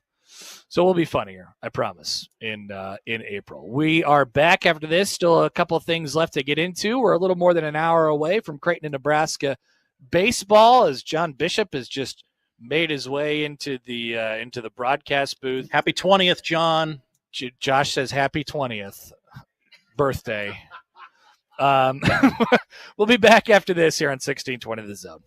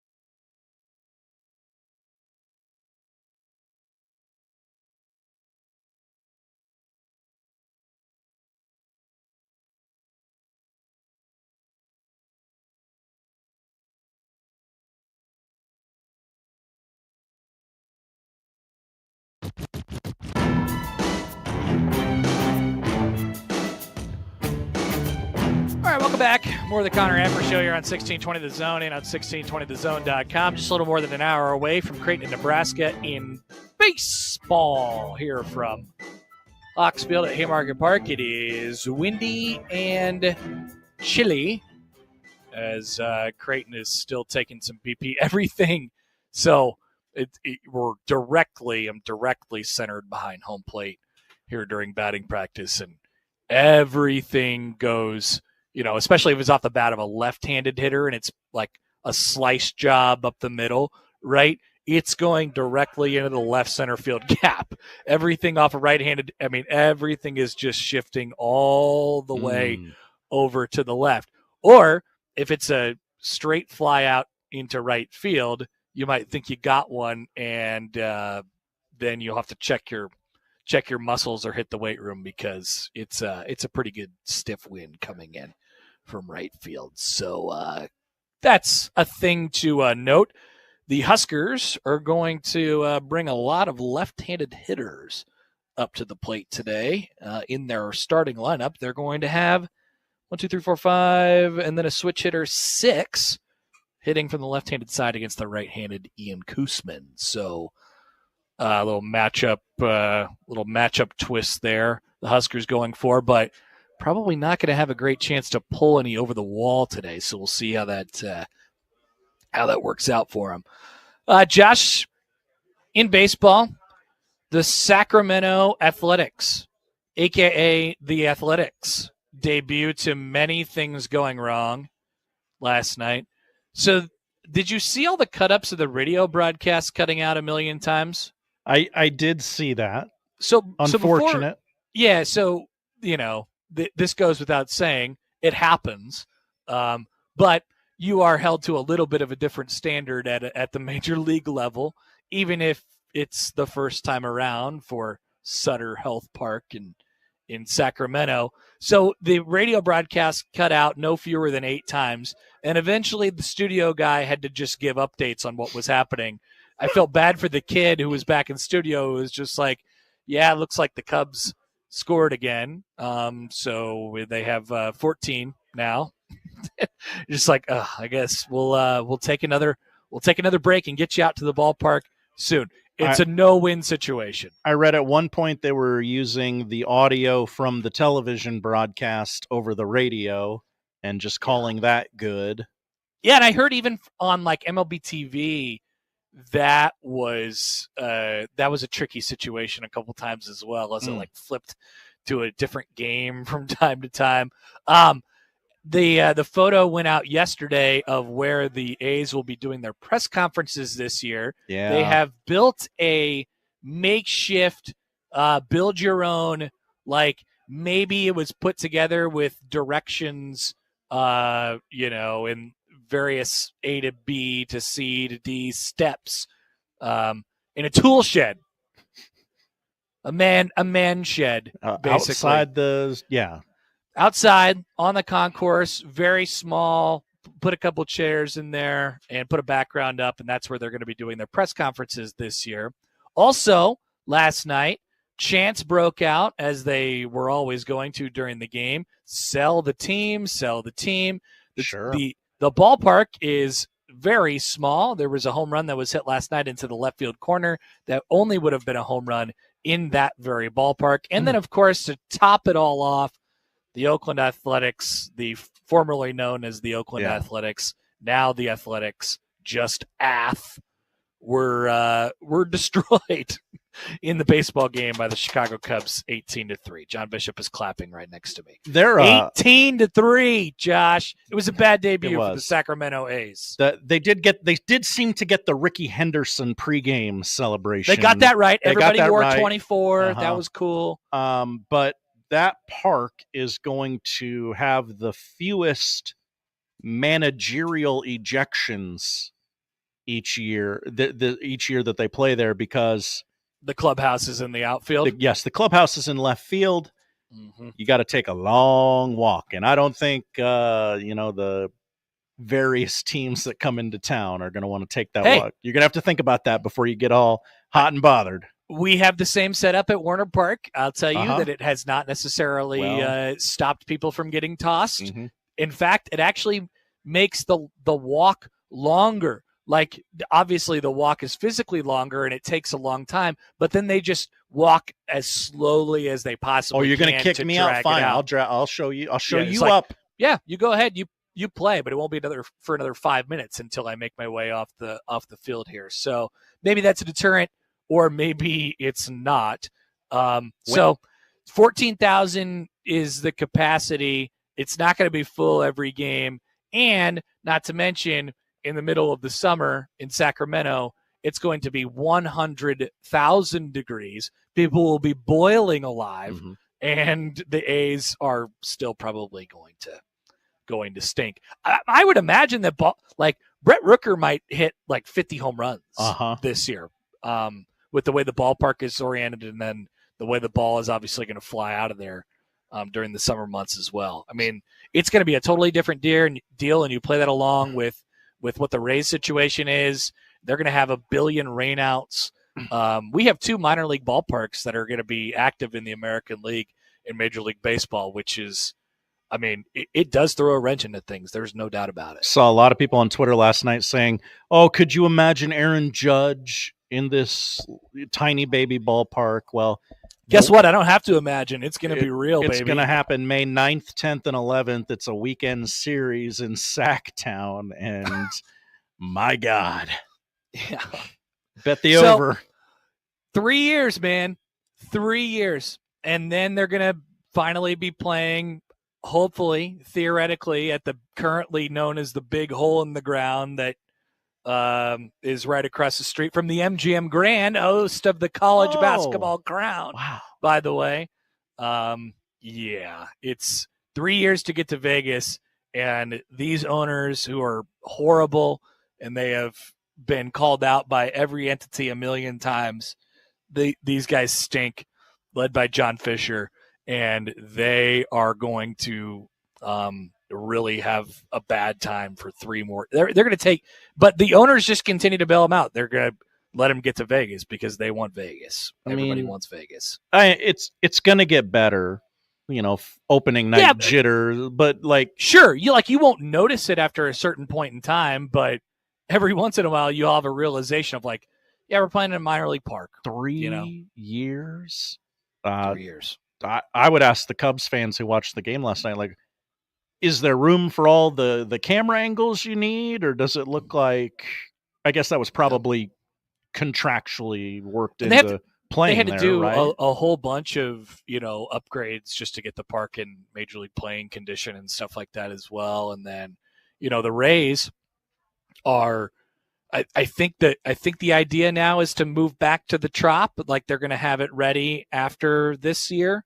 But you know how that goes. That's always TBD as well. So we get a tweet here from Chris on the JTech Construction Zone Twitter feed. Hi, Chris. Watch the game. It was embarrassing, in my opinion, for MLB that Major League Park was played in that park. Well, get used to it, I guess, because it's going to be 3 straight years of this. I know they don't have a ton of options, but I mean, a minor league ballpark for 3 years.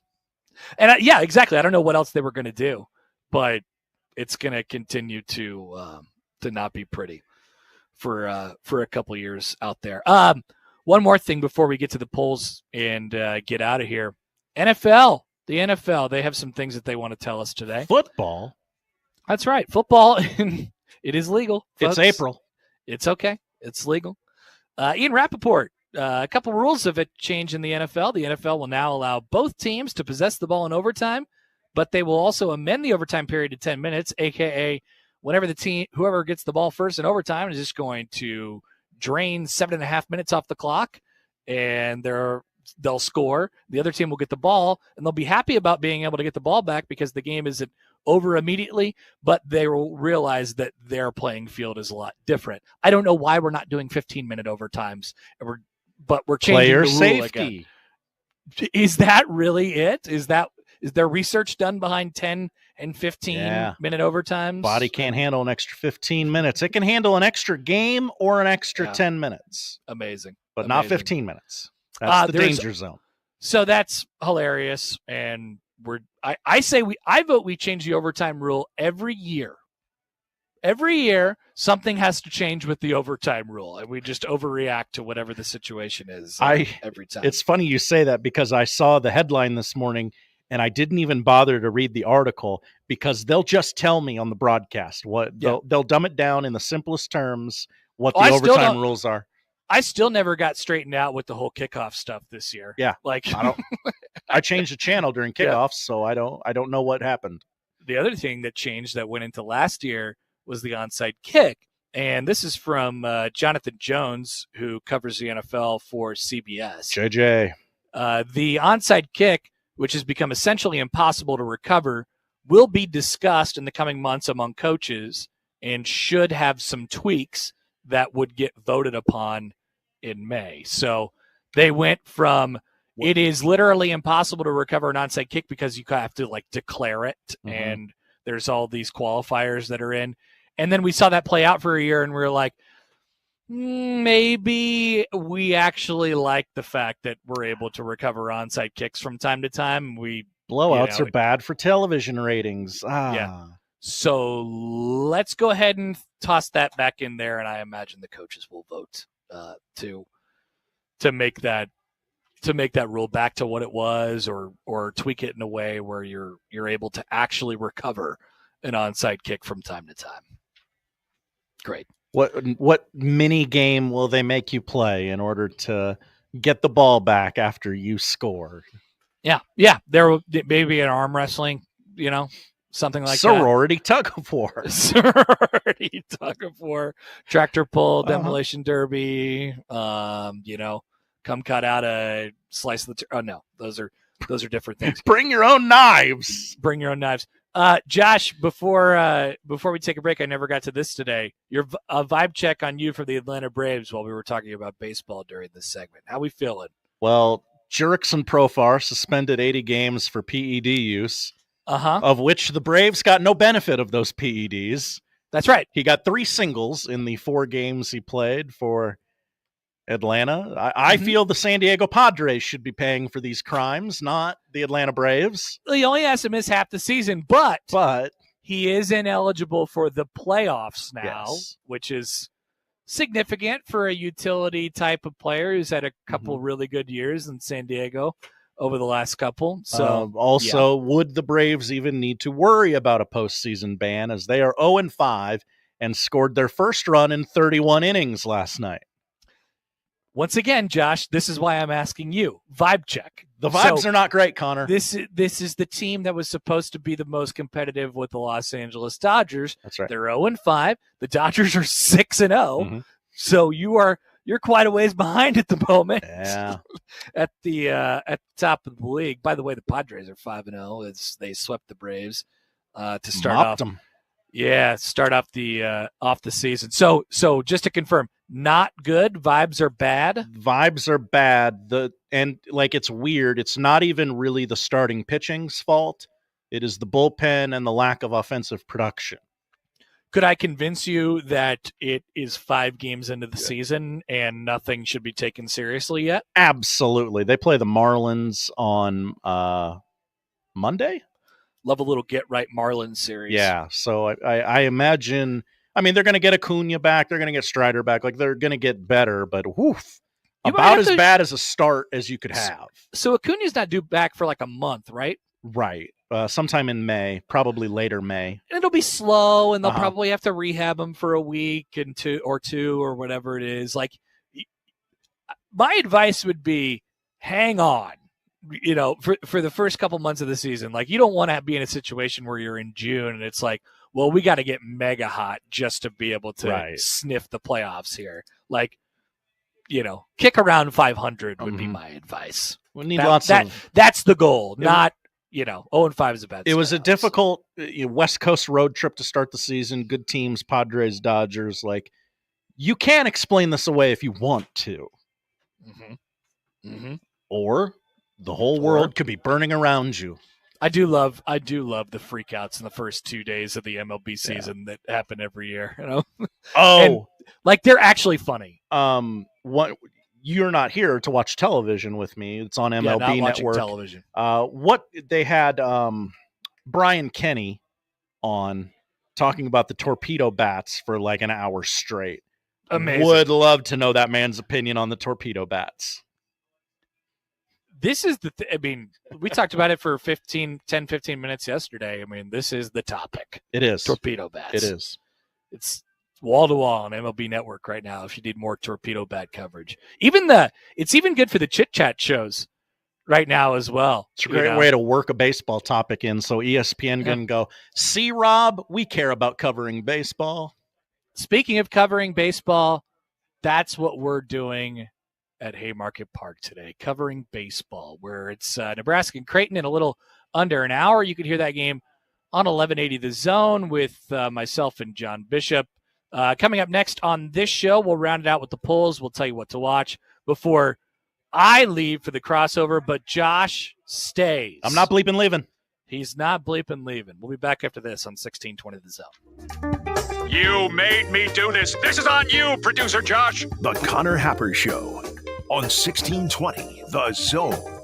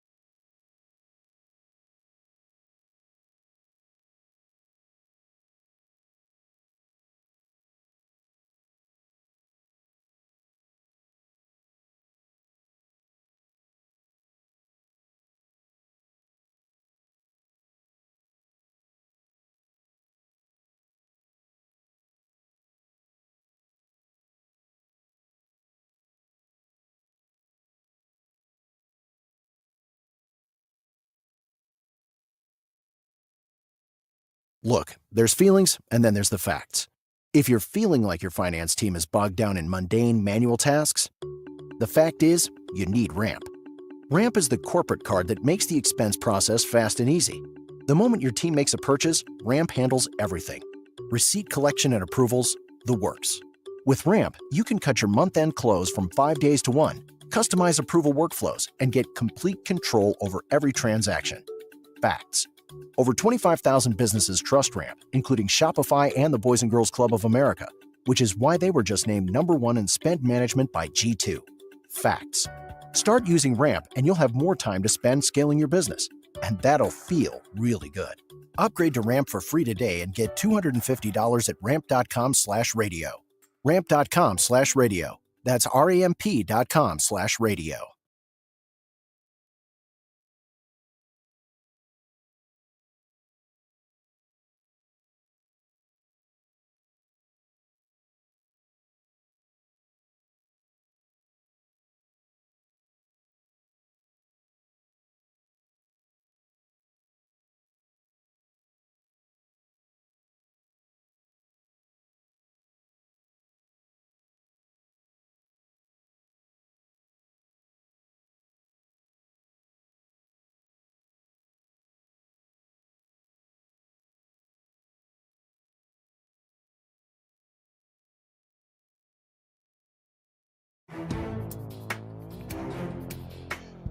All right, to the polls at Happer Show on the J-Tech Construction Zone Twitter feed. Had a did we have one today? Yes. Oh, we had a couple. Okay. Yeah. Do you think you're smarter than the top? Sound like a cool thing to say in a Boston accent. Do you think you're smarter than the tarp? No. Enough experience to understand that I am not smarter than the tarp. But 67% of you say that you are smarter than the tarp. Wow. It's a recipe for disaster. Idiots. Recipe for disaster. Bad things could happen when you think you're smarter than the tarp. And our other 2 poll questions went as such. Is Omaha a big machete town? No. No, I don't think so. It happened once. 54% say no. And also, is Lincoln a big machete town? Yes or no? Yeah. Sure. Yeah. Amazingly, the result is flipped. 54% say yes. Incredible. Josh, those are the polls. What are we watching tonight? We are, of course, plopping down in front of our televisions and watching The Crown. I got my cooler prepped. It's ready to go. Oh, really? DePaul, Cincinnati is on it, too, on FS1. Yeah. Nick Baugh and Timmy Brando on the call. Oh, Timmy B shows up for The Crown? Look at that. Him and Nick will also do UCF Oregon State at 4:30, and then some other schlubs come in and do Villanova, Colorado, and Tulane, USC, your nightcap in Vegas. Okay. Here we go. The Crown. Women's college basketball, the WBIT championship is on the line as Belmont takes on Minnesota at 5 o'clock on ESPN2. Minnesota! WNIT semifinals are also tonight. Cleveland State against Buffalo at 5, followed by Troy versus Illinois State at 7. Both of those are on ESPN+. TNT has a NBA doubleheader. Suns Bucks at 6:30, followed by Wolves and Nuggets.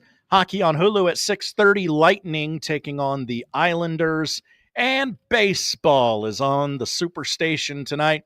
TBS Game of the Week at 6 o'clock. The Yankees host the Diamondbacks. Okay.